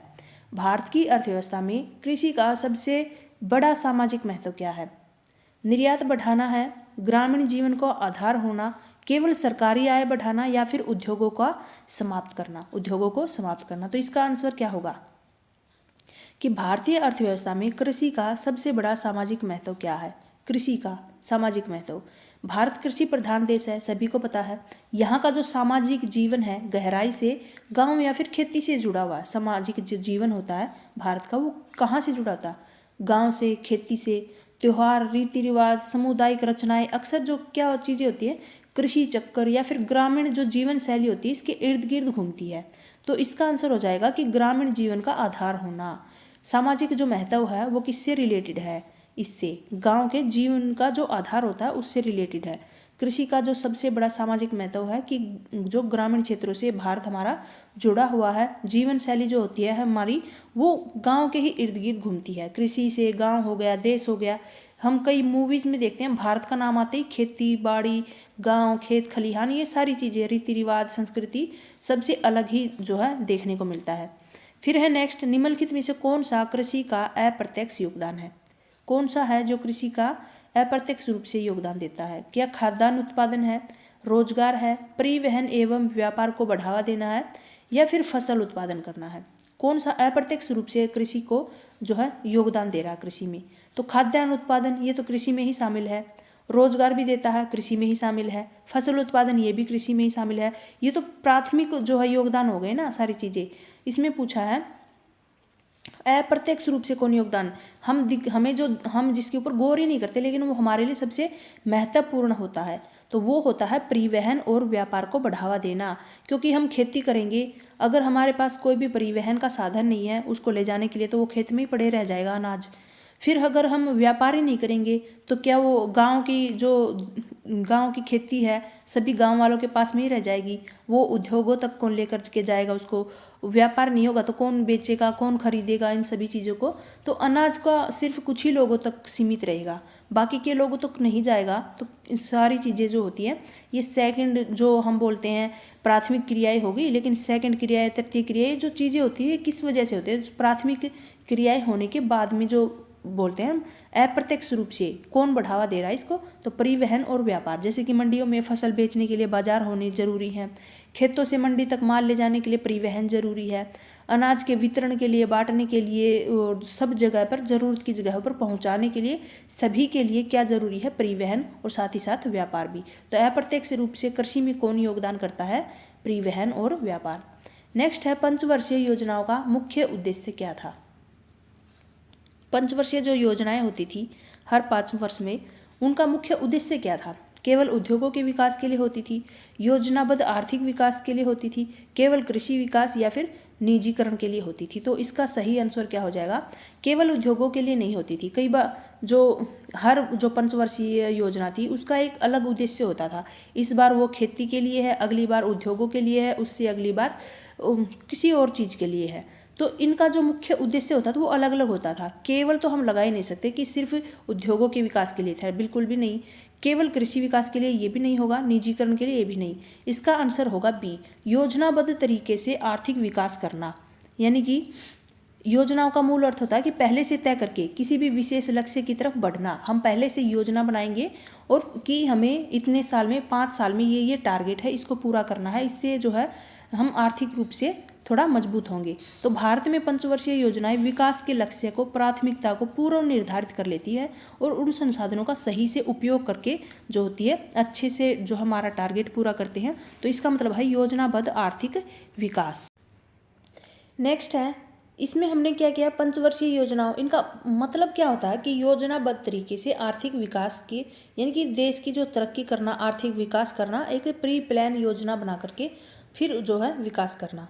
नेक्स्ट है अजर्सन रीजन, पंचवर्षीय योजनाओं के बारे में ही है। पहला यहाँ पर कथन दिया गया है, पंचवर्षीय योजनाओं में कृषि को प्राथमिकता दी गई थी। और इसका मतलब है यानी कि कृषि को प्राथमिकता दी गई थी, ये बात बिल्कुल सही है। कारण क्या दिया गया है कि स्वतंत्रता के समय भारत कृषि प्रधान देश था। यानी कि भारत जो था स्वतंत्रता के टाइम पे, यानी कि आज़ादी के टाइम पे भारत की जो अर्थव्यवस्था थी वो पूरी तरह से क्या थी, कृषि के ऊपर निर्भर थी। उस समय देश की लगभग 70% जो आबादी थी वो क्या करती थी, कृषि कार्यों में ही लगी हुई थी। अपनी जो जीविका थी, अपनी आजीविका, वो खेती के ऊपर ही निर्भर करती थी सारी चीज़ें। और उस समय की आर्थिक स्थिति को यहाँ पर दर्शाया गया है कि पंचवर्षीय योजनाओं में कृषि को प्राथमिकता दी गई थी और स्वतंत्रता के समय पे भारत जो था वो कृषि प्रधान देश था। इसलिए जो है पंचवर्षीय योजनाओं को भारत कृषि जो योजना में कृषि को प्राथमिकता दी गई थी। तो ये कथन और कारण दोनों ही सही हैं, ये इसकी सही व्याख्या भी करता है। तो इसका मतलब होगा कि अजर्सन और रीजन दोनों सही हैं और व्याख्या भी सही है इसकी। नेक्स्ट है कि हरित क्रांति का मुख्य उद्देश्य क्या था। हरित क्रांति को किससे जोड़ते हैं हम, खाद्यान्नों से ही जोड़ते हैं। जो है हरित क्रांति, इसका मुख्य उद्देश्य क्या था ये पूछा है। क्या औद्योगिक उत्पादन बढ़ाना था, खाद्यान्न उत्पादन बढ़ाना था, निर्यात कम करना था, या फिर भूमि जो सुधार था उसको समाप्त करना था। इसका मतलब हरित क्रांति की जो सफलता है, परिणाम है, ये जो सफल हुई थी, तब इसका मतलब हुआ था कि भारत का जो अनाज उत्पादन था वो कई गुना बढ़ गया था हरित क्रांति की वजह से। जब हरित क्रांति की सफलता हुई थी तब अनाज उत्पादन जो था वो कई गुना बढ़ गया था। और इससे जो देश की बाहर से जो अनाज मंगाने, यानी कि जो आयात किया जाता था ना दूसरे देशों से अनाज का, उसकी ज़रूरत कम हो गई थी, यानी कि आयात कम हो गया था। और हमारा जो देश था वो खाद्य सुरक्षा के रूप में आत्मनिर्भर बन गया था। यानी कि हमारा जो देश था वो आत्मनिर्भर बन गया था। तो इसका मुख्य उद्देश्य क्या था, खाद्यान्न उत्पादन करना और औद्योगिक उत्पादन को बढ़ावा देना, या निर्यात कम करना, या भूमि जो है सुधार में समाप्त करना। तो इसका आंसर हो जाएगा खाद्यान्न उत्पादन को बढ़ावा देना। हाँ, नेक्स्ट है, निम्नलिखित में से हरित क्रांति का परिणाम कौन सा है। हरित क्रांति का परिणाम क्या निकलता है। परिणाम निकलता है कि खाद्यान्नों में आत्मनिर्भरता आई थी। गेहूं और चावल सबसे ज़्यादा उपजाया गया था हरित क्रांति का, और उन्नत बीज या फिर तकनीकों का उपयोग करके गेहूं और चावल की उपज बढ़ाई गई थी। बाहर के देशों से जो भी चीज़ें मंगवाई जाती थी उनको कम कर दिया था, आयात कम कर दिया था, और जो खाद्यान्न चीज़ें थी उनमें आत्मनिर्भर बन गए थे हम। इसलिए कहा गया है कि बाहर से मंगाए गए अनाजों को कम करके, उनकी ज़रूरत कम करके अपने ही देश को आत्मनिर्भर बनाना। खाद्यान्नों के मामले में हमें कहीं से भी कुछ भी खाने के लिए किसी के ऊपर डिपेंड नहीं होना, हम अपने ही देश का अनाज खाएंगे। तो इसका मतलब ये इसका परिणाम निकला था, यानी कि खाद्यान्नों में आत्मनिर्भरता आई थी।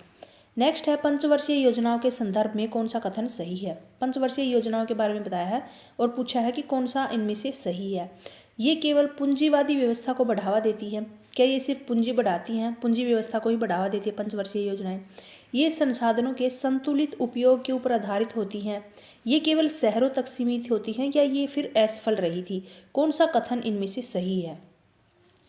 योजनाएं जो थी एक प्रमुख सिद्धांत देश के उपलब्ध संसाधनों, यानी कि पैसा हो गया, जमीन हो गई, श्रम, मेहनत वगैरह, या फिर इनका सही उपयोग जो होता है उसको सुनिश्चित करना है कि पैसे का सही उपयोग, जमीन का सही उपयोग, श्रम का सही उपयोग किस प्रकार से किया जाए ताकि अधिक से अधिक विकास कर सके और हम लाभ प्राप्त कर सके।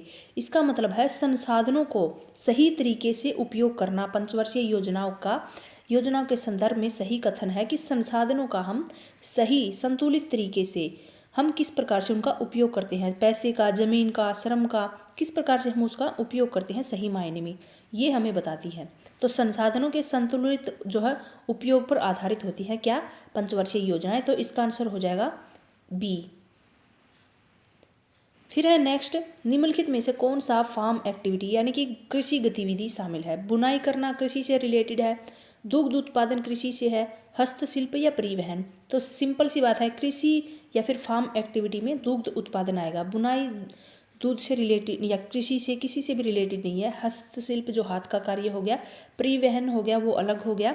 तो हमारा दुग्ध उत्पादन होगा वो होगा कृषि गतिविधि। इसका आंसर हो जाएगा बी।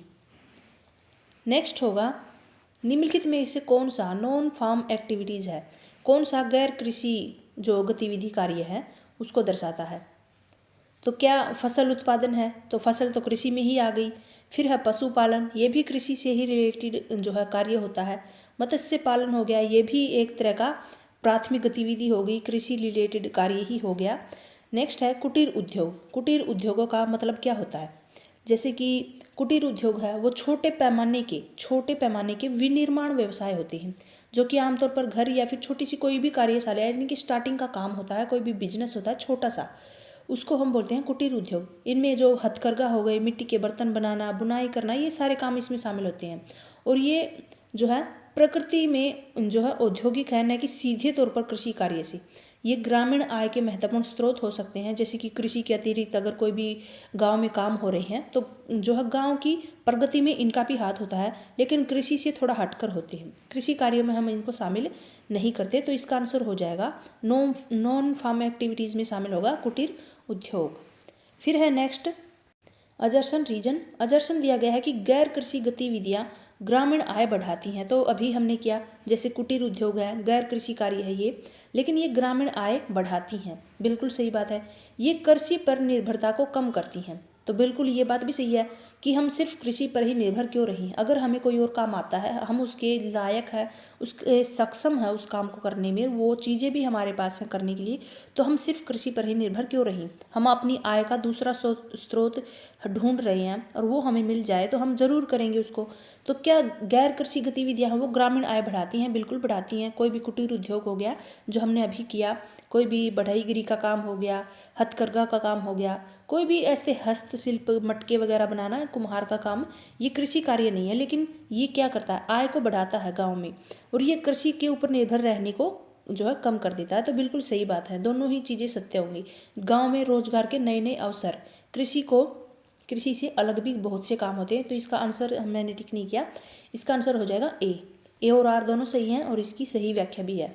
फिर है ग्रामीण क्षेत्र में कृषि कार्य, गैर कृषि कार्य गतिविधियों का क्या महत्व है। ग्रामीण क्षेत्रों में जो गैर कृषि गतिविधियां हैं उनका महत्व क्या है, उनका मतलब क्या है, यानी कि केवल शहरों के लिए हैं गैर कृषि कार्य, रोजगारों के वैकल्पिक साधन है, कृषि को समाप्त करना या फिर जनसंख्या कम करना। इसका मतलब क्या है कि गैर कृषि गतिविधियां हैं उनका क्या महत्व है ग्रामीण क्षेत्रों में।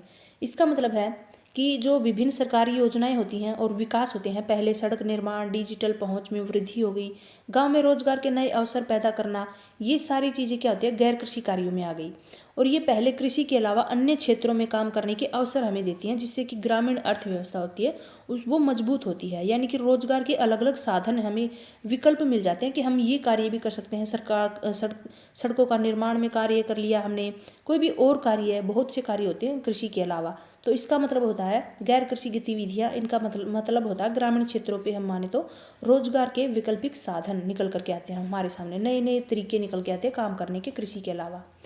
फिर है नंबर 15, नेक्स्ट क्वेश्चन, कृषि विकास का उद्योगों के ऊपर क्या प्रभाव है। नेक्स्ट में हमने ये दिया गया है कि कृषि विकास का उद्योगों के ऊपर क्या प्रभाव पड़ता है। अगर कृषि में विकास होता है तो उद्योगों में भी विकास होगा, क्योंकि उद्योगों को कच्चा माल कहाँ से मिलता है, कृषि से ही मिलता है। तो इसका आंसर सीधा सा ही, कहीं पर भी नहीं जाना, आपको बी दिख रहा है यहाँ पर, उद्योगों को कच्चा माल मिलता है। इसका मतलब है उद्योगों को कच्चा माल मिलता है और इसी से कृषि विकास से उद्योगों के ऊपर एक अच्छा जो है प्रभाव पड़ता है कि उद्योगों को कच्चा माल मिल जाएगा। इसके लिए तो कोई भी प्रभाव नहीं पड़ता, ये हम नहीं बोल सकते। उद्योग बंद हो जाएंगे ये भी नहीं बोल सकते, और केवल निर्यात घटता है ये भी हम नहीं बोल सकते। कृषि से ही जो है उद्योगों को कच्चा माल मिलता है और ये दोनों आपस में एक दूसरे से रिलेटेड होते हैं। जैसे कि किसी, हमने पहले भी बताया था, कपास का उपयोग करते हैं, कृषि है, उसको कपड़ा बनाने के लिए उपयोग करेंगे, गन्ना है उसको चीनी के लिए उपयोग करेंगे। इस प्रकार से बिना कृषि के कच्चे माल के जो है औद्योगिक उद्योग जो होता है वो आगे गति नहीं कर पाएगा। फिर है नेक्स्ट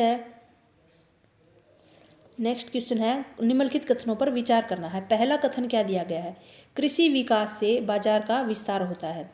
कृषि के विकास से क्या होता है, बाजार का विस्तार होता है। और नेक्स्ट है कि किसानों की आय बढ़ने से औद्योगिक वस्तुओं की मांग बढ़ती है। यानी कि अगर किसानों की आय बढ़ेगी तो औद्योगिक वस्तुओं की मांग भी बढ़ेगी। इसका मतलब ये इनमें से कौन सा सही है और कौन सा गलत है।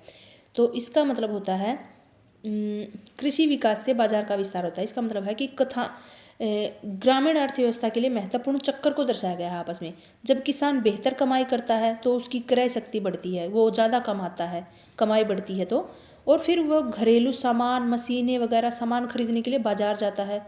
और जो ये मांग होती है अर्थव्यवस्था के अन्य क्षेत्रों यानी कि उद्योग हो गए, व्यापार, परिवहन, इन सबको भी बढ़ावा देती है। एक तरह का रिसाइकल चक्कर बन गया ये, कि अगर उसकी आय बढ़ गई तो बाजार का भी विस्तार होगा, बाजार में चीज़ें होंगी वो यूज करने लगेगा तो बाजार का भी विस्तार होगा, बाजार फैलेगा कृषि विकास से। फिर किसानों की आय बढ़ेगी और औद्योगिक वस्तुओं की मांग भी बढ़ेगी। उसकी अगर आय बढ़ जाएगी तो वो बहुत सी बाहर से चीज़ें खरीदने के लिए जाएगा, ढेर सारी। तो ये सारी चीज़ें, व्यापार, परिवहन, इन सभी चीज़ों को भी बढ़ावा देती है, औद्योगिक वस्तुओं की मांग को भी बढ़ावा देती है। तो दोनों ही चीज़ें सही हो जाएंगी, सही, यानी कि इसका आंसर हो जाएगा दोनों ही सही हैं ये बातें। फिर है नेक्स्ट, भारतीय योजनाओं में ग्रामीण विकास पर बल देने का क्या कारण था। जो भारतीय योजनाएं हैं उनमें ग्रामीण विकास के ऊपर ही ज़्यादा बल क्यों दिया गया है। ऐतिहासिक रूप से हम आज भी भारत में जो है गरीबी का सबसे बड़ा हिस्सा क्या मानते हैं, ग्रामीण क्षेत्रों को, कि ग्रामीण क्षेत्र जो होते हैं वो कमज़ोर हैं।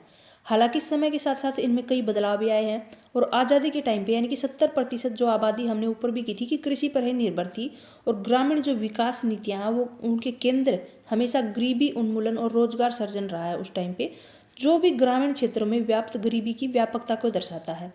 और इसका मतलब है कि जो ग्रामीण क्षेत्रों में गरीबी को कम करना, योजनाओं का सबसे बड़ा जो विकास का कार्य है वो है ग्रामीण क्षेत्रों की गरीबी कम करना। यानी कि शहरीकरण रोकना ये भी नहीं होगा, ग्रामीण गरीबी को कम करना।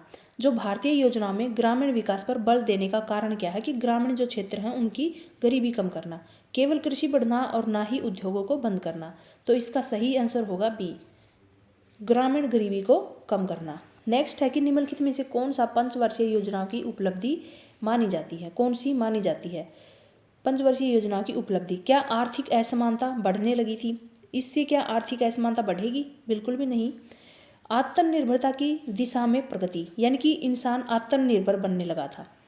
आत्मनिर्भरता की दिशा में वृद्धि किस प्रकार से होगी, आज़ादी के बाद से, विशेष रूप से हरित क्रांति जैसी पहल के बाद में भारत ने अपनी आवश्यकताओं की पूर्ति के लिए दूसरों के ऊपर निर्भर न होकर के स्वयं जो है पर्याप्त बनने और उसके दिशा में प्रगति की है। यानी कि खुद को ही आत्मनिर्भर बनाने की तरफ जो है उसने देश ने अपना, भारत देश ने कदम उठाया, आत्मनिर्भर बना।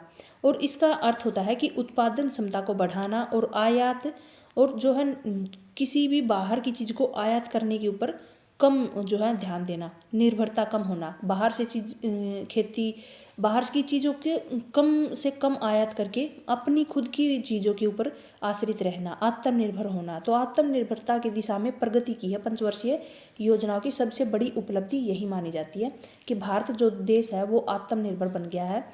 फिर है नेक्स्ट, कृषि और गैर कृषि गतिविधियों का संबंध।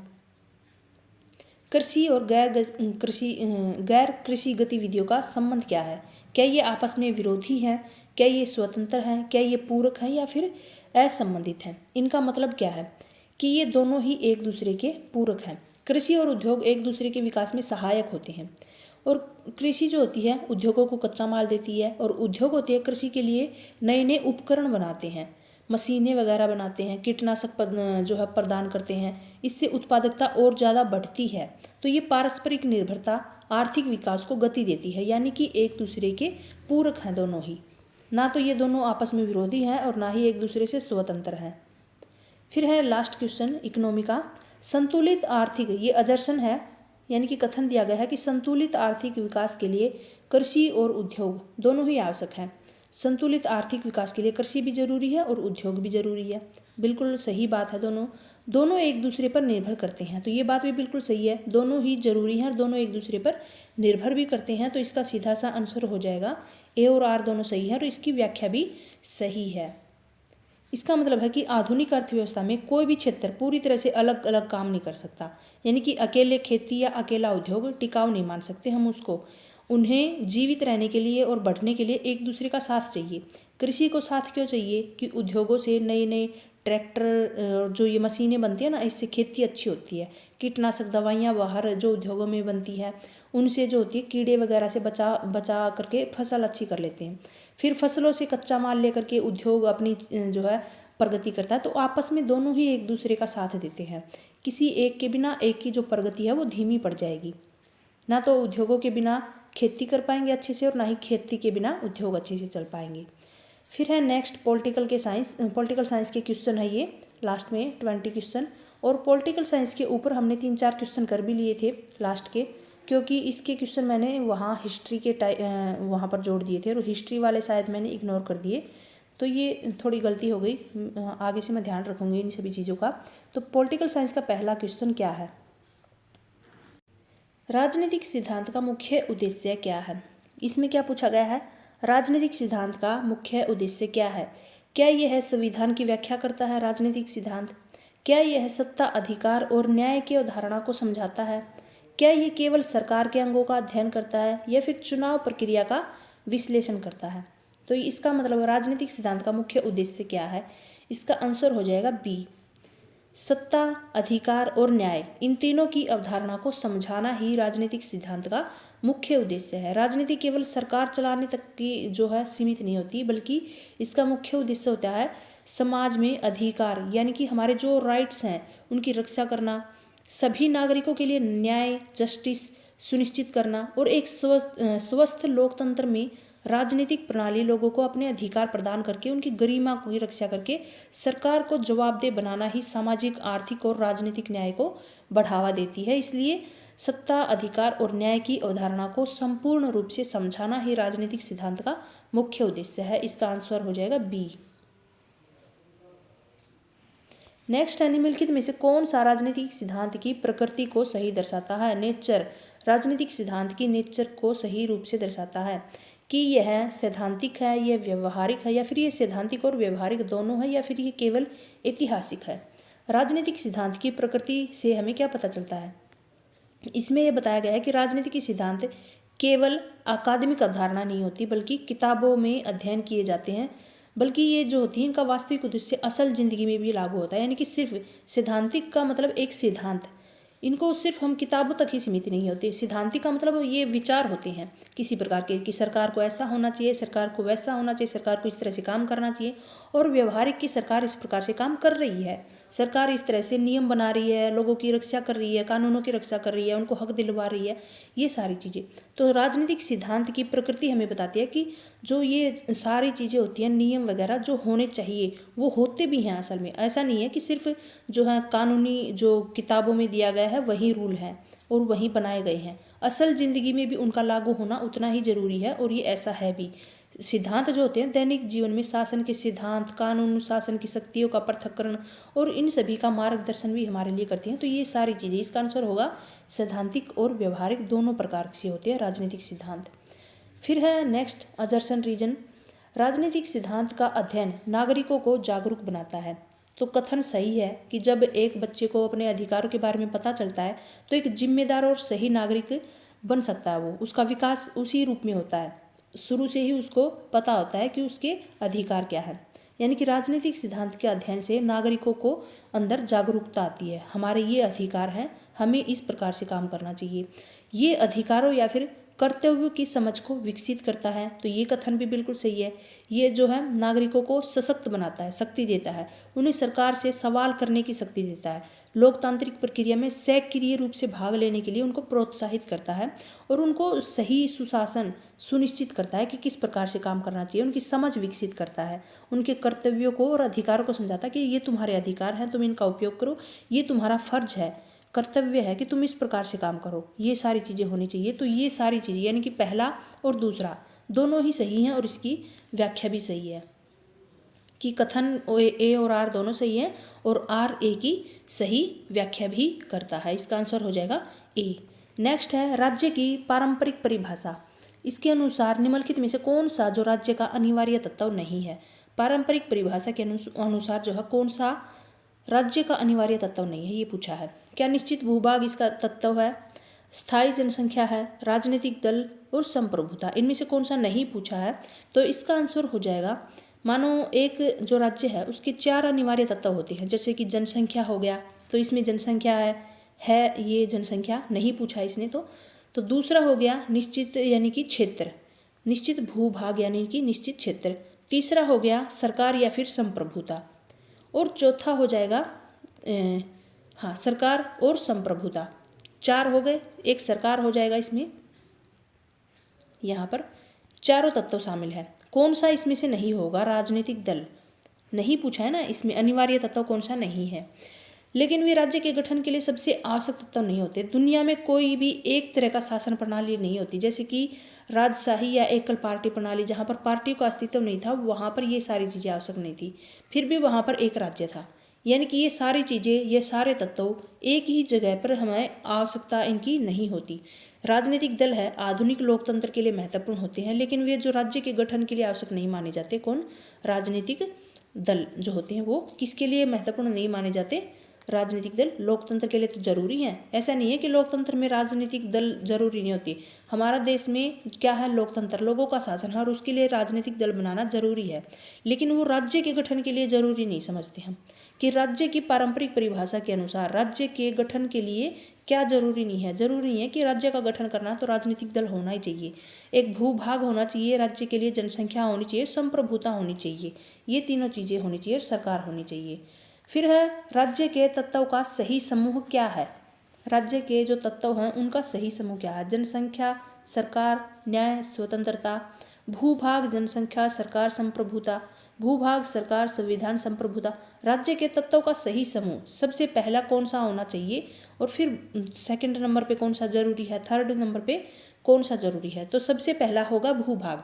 बिना जमीन के कोई भी राज्य का हम कहाँ पर गठन करेंगे, अगर जमीन ही नहीं है तो कहाँ हम राज्य बनाएंगे। सबसे जरूरी है यानी कि भूभाग होना चाहिए, फिर होनी चाहिए उस भूभाग में रहने वाली जनसंख्या, फिर वहाँ पर बनेगी सरकार और फिर होगा संप्रभुता यानी कि ताकत, शक्तियाँ माफ़ करना। यानी कि अगर राज्य का गठन करना है तो 4 बुनियादी तत्व हो गए। सबसे पहले होगी जमीन, हमें कोई भी जमीन एरिया लेना होगा, फिर वहाँ पर जनसंख्या होनी चाहिए वहाँ पर। अगर जनसंख्या नहीं होगी तो वहाँ पर क्या होगा कि राज्य किस प्रकार से बनाएंगे, तो जनसंख्या होगी सेकंड नंबर पे, फिर वहाँ पर सरकार बनेगी जो कि उनको नियंत्रित करेगी, और फिर होगी ताकत, एक शक्ति हमें मिलेगी, संप्रभुता, नियम, सर्वोच्च शक्ति जिसके द्वारा हम फैसले ले सकते हैं कि और लेते हैं, और बाहरी नियंत्रण से स्वतंत्रता होती है। इन तत्वों में हमें किसी भी अनुपस्थिति पर में एक इकाई को पूर्ण राज्य का दर्जा नहीं मिल सकता। यानी कि इनमें से कोई भी एक शक्ति अगर हमारे पास नहीं है तो हम उसे पूर्ण राज्य का दर्जा नहीं दे सकते। अगर हमारे पास जनसंख्या नहीं है तो वो पूर्ण राज्य नहीं है, भूभाग नहीं है तो राज्य नहीं है। तो ये सारी चीज़ें ज़रूरी होती है एक राज्य को बनने के लिए। थोड़ी सर्दी जुकाम, आज आवाज़ भी चेंज लग रही होगी आपको। नेक्स्ट है संप्रभुता राज्य की सर्वोच्च शक्ति है। संप्रभुता क्या है? राज्य की सर्वोच्च शक्ति है। क्या ये बात सही है या गलत है, या फिर यह किसी भी आंतरिक या फिर बाह्य शक्ति के? सबसे पहला कथन दिया गया है कि संप्रभुता राज्य की सर्वोच्च शक्ति है। यानी कि संप्रभुता है वो क्या दर्शाती है कि राज्य की शक्ति, स्वतंत्र सत्ता, ये सारी चीज़ें क्या आती है, संप्रभुता में शामिल होती हैं। और यह है किसी भी आंतरिक या फिर बाह्य शक्ति के अधीन नहीं होती, यानी कि इसकी अपनी शक्ति होती है और कोई भी बाह्य शक्ति इसके ऊपर अपना कंट्रोल, अपना अधिकार नहीं दर्शा सकती। तो ये दोनों ही कथन सही हैं कि संप्रभुता जो होती है वो राज्य की सर्वोच्च शक्ति होती है और उसके ऊपर कोई भी बाहरी या आंतरिक शक्ति किसी भी तरीके से उसके ऊपर अपना अधिकार नहीं जमा सकती। तो ये किसी के भी अधीन नहीं होती। तो ये ए और आर दोनों सही, और आर ए इसकी सही व्याख्या भी करता है। ए आंसर इसका सही हो जाएगा। नेक्स्ट है कि देश के अंदर कानून बनाना, यानी कि जो सारी चीज़ें होती है वो किस में शामिल होती हैं, कौन सा संप्रभुता का आंतरिक पक्ष दर्शाता है। इसका मतलब क्या है कि कौन सा जो इनमें से कथन है वो संप्रभुता का आंतरिक पक्ष, अंदर का जो राज्य के अंदर क्या चीज़ें हैं, क्या कानून है, क्या शक्तियां हैं, उनके बारे में कौन सा पक्ष दर्शाता है। युद्ध की घोषणा करना, विदेश नीति का संचालन करना, कानून निर्माण की शक्ति देना, या अंतर्राष्ट्रीय जो है संधियां हो गई उनके बारे में जो फैसले होते हैं वो आंतरिक पक्ष को दर्शाता है। क्या ये संप्रभुता का आंतरिक पक्ष है। इसका आंसर हो जाएगा सी, कानून निर्माण की शक्ति। इसका मतलब क्या होता है, जो देश के अंदर कानून बनाना या फिर उनको लागू करना, या फिर जो देश के अंदर जो राज्य व्यवस्थाएं होती है उनकी जो सर्वोच्च शक्ति होती है वो राज्य की आंतरिक शक्ति का एक पहलू होता है। यानी कि ये राज्य को अपने नागरिकों और अपने क्षेत्र के भीतर के सभी मामलों के पूर्ण अधिकार देता है, यानी कि कानून निर्माण की शक्तियां देता है संप्रभुता। तो इस आंतरिक पक्ष को कौन दर्शाता है कि कानून निर्माण की शक्ति। इसका आंसर हो जाएगा सी। फिर है नेक्स्ट, संप्रभुता का बाह्य पक्ष कौन सा है। संप्रभुता का बाहरी पक्ष कौन सा है। आंतरिक पक्ष है कानून निर्माण की शक्तियाँ, तो बाहरी पक्ष कौन सा है इनमें से। इसका मतलब होगा विदेश नीति। इसका आंसर हो जाएगा विदेश नीति। बाह्य पक्ष का मतलब यानी कि बाहर के देशों से संबंध स्थापित करना, संधियां करना, या फिर युद्ध या शांति के मामले में स्वतंत्र निर्णय लेना राज्य की बाह्य शक्ति या फिर स्वतंत्रता को दर्शाता है।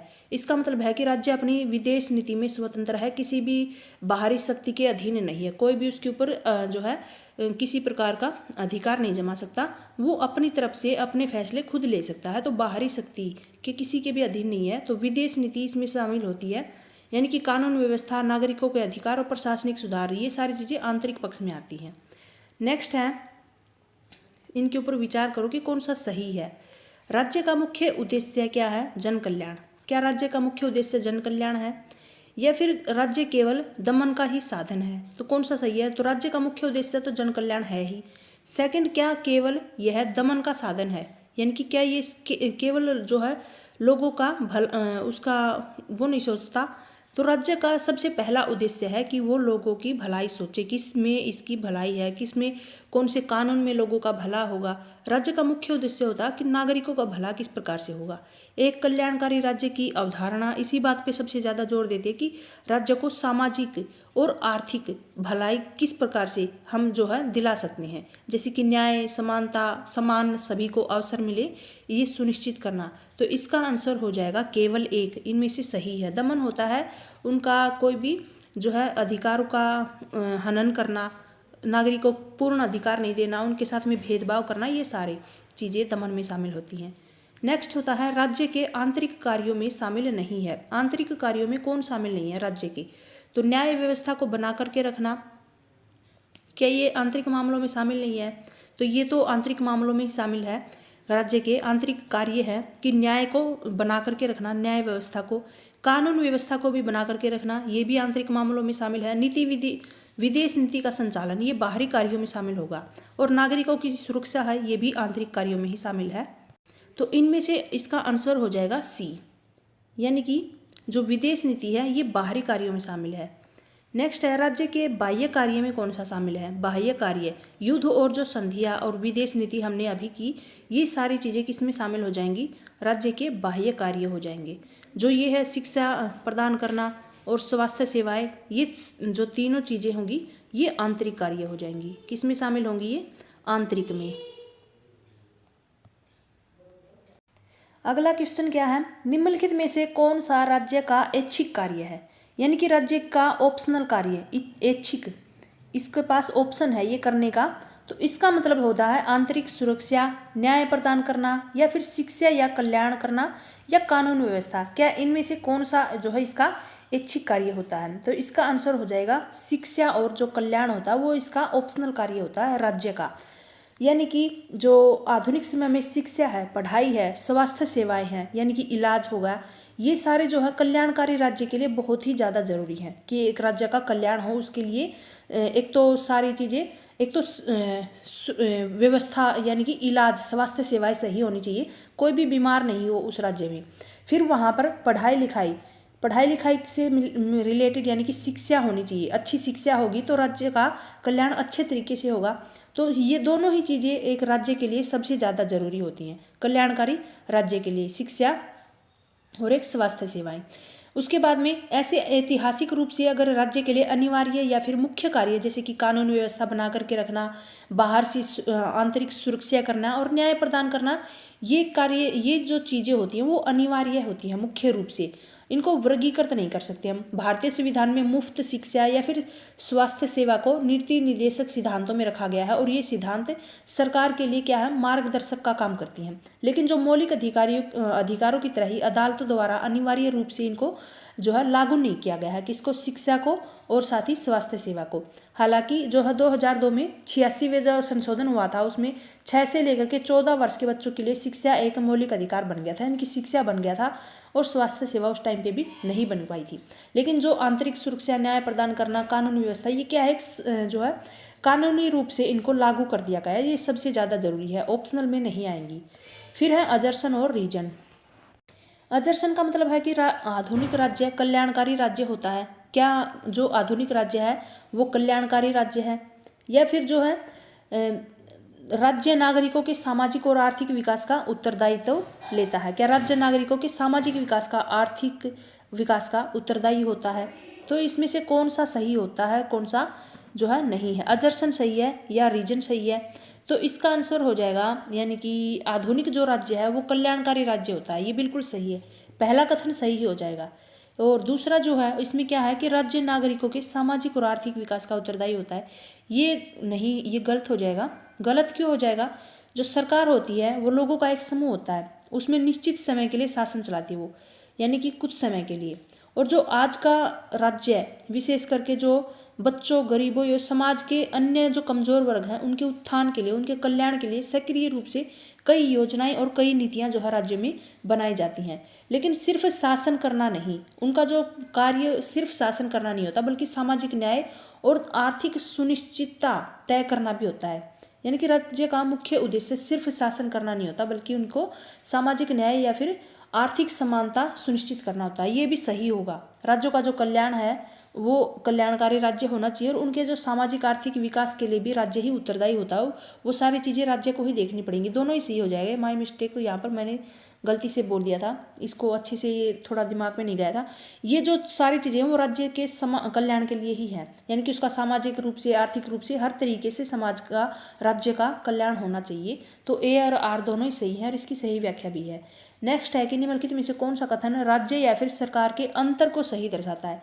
इन राज्य और सरकार में क्या अंतर है, कौन सा कथन इन दोनों को सही प्रकार से दर्शाता है? तो जो राज्य होता है वो स्थायी होता है और सरकार जो होती है वो बदलती रहती है। यह दोनों समान होती हैं ये नहीं होगा। सरकार स्थायी होती है, सरकार स्थायी नहीं होती। सरकार चेंज होती है, राज्य स्थायी होता है, राज्य चेंज नहीं होता। सरकार में संप्रभुता निहित होती है, ये भी गलत हो जाएगा। इसका मतलब सही कथन है कि राज्य स्थायी होता है और सरकार अस्थायी होती है, यानी कि सरकार बदलती रहती है, राज्य सेम रहता है। फिर जो होता है नेक्स्ट क्वेश्चन हमारा कि राजनीतिक सिद्धांत का क्षेत्र, इसमें क्या शामिल है? राजनीतिक सिद्धांत के क्षेत्र में क्या क्या चीज़ें शामिल हैं? केवल राज्य का अध्ययन करना शामिल है, या फिर केवल सरकार का अध्ययन करना शामिल है, या केवल संविधान का अध्ययन करना शामिल है? केवल आ गया तो हम इस चीज़ को वैसे ही नकार देंगे कि केवल एक चीज़ का अध्ययन हम कहीं पर भी नहीं कर सकते, उसमें बहुत सी चीज़ें इंक्लूड होती हैं, जैसे कि सत्ता हो गई, अधिकार हो गए, समानता, न्याय, ये सारी जो चीज़ें होती हैं वो राजनीतिक सिद्धांत में शामिल होती हैं। तो इसका आंसर सी हो जाएगा। क्या आंसर हो जाएगा इसका? सत्ता, अधिकार, समानता और न्याय। नेक्स्ट है कि कौन सा शब्द राजनीतिक सिद्धांत की भाषा से संबंधित है? कौन सा है राजनीतिक सिद्धांत की भाषा से संबंधित है? तो इसका आंसर हमने ऊपर भी किए हैं, ये हिस्ट्री में मैंने इंक्लूड किए थे ना ये क्वेश्चन 16 से 20 तक। तो ये सारी चीज़ें सेम है। संप्रभुता इसका आंसर हो जाएगा। नेक्स्ट है कि राज्य का कौन सा कार्य नागरिकों के अधिकारों की रक्षा करता है। नागरिकों के अधिकारों की रक्षा कौन करता है? नेक्स्ट क्वेश्चन, नागरिकों के अधिकारों की रक्षा न्यायपालिका करती है, न्याय दिलाती है, उनके अधिकारों की रक्षा करती है। फिर है निम्नलिखित में से कौन सा कथन सही है? राज्य और सरकारें जो समाज है वो एक समान है, या फिर जो है राज्य समाज का राजनीतिक संगठन है और समाज राज्य का अंग है, या राज्य अस्थायी संस्था है? तो राज्य स्थायी संस्था है, समाज वो राज्य का अंग नहीं होता, और जो राज्य है वो समाज का राजनीतिक संगठन है। ये बी सही हो जाएगा इसका आंसर हो जाएगा बी। राज्य समाज का एक विशिष्ट और औपचारिक रूप से राजनीतिक हिस्सा या संगठन हम उसको बोल सकते हैं, जिसके पास में कानूनी रूप से कई शक्तियां होती है, इसको संप्रभुता हम बोल सकते हैं। और राज्य जो होता है समाज का हिस्सा होता है, लेकिन हर समाज राज्य का हिस्सा नहीं हो सकता, वो हम बोलते हैं। नेक्स्ट है बिना सरकार के राज्य की कल्पना संभव नहीं होती। पहला कथन दिया गया है कि बिना जो है सरकार के हम राज्य की कल्पना नहीं कर सकते। बिल्कुल सही है ये बात कि सरकार नहीं होगी तो राज्य की जो है प्रगति किस प्रकार से होगी। सरकार राज्य का कार्यकारी अंग होता है। दोनों ही बातें सही हैं। और जो ये है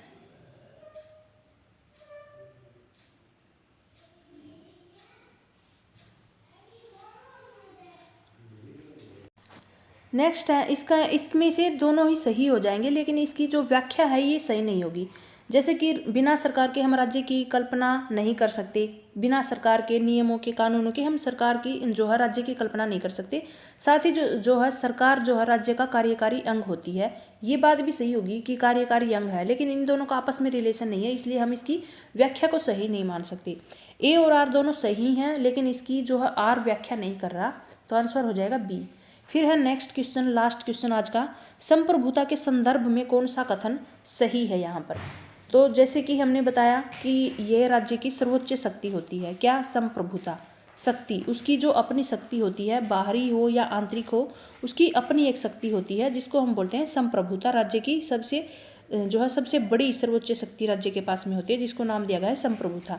अपने क्षेत्र के सभी लोगों को, संगठनों को अपने अंतिम अधिकार देती है उनको, और उनके अपने फैसले लेने में वो स्वतंत्र होती है पूर्ण रूप से। ये था आज का लास्ट क्वेश्चन। ये इसका आंसर हो जाएगा बी। ये राज्य की सर्वोच्च शक्ति होती है संप्रभुता। इसकी अपनी एक शक्ति होती है, अपना अधिकार होते हैं। तो आज की क्लास आपको अच्छी लगी हो तो ज़रूर से ज़रूर कमेंट करके आप फीडबैक दे करके जाइए कि आपको क्लास कैसी लगी। इसी तरह से आपको एग्ज़ाम तक डेली एक क्लास मिलती रहेगी, जिसमें सभी सब्जेक्ट इंक्लूड हो जाएंगे। और वीडियो अच्छी लगी होगी तो लाइक ज़रूर कर देना और शेयर भी कर देना वीडियो को जाते जाते। मिलते हैं नेक्स्ट वीडियो में।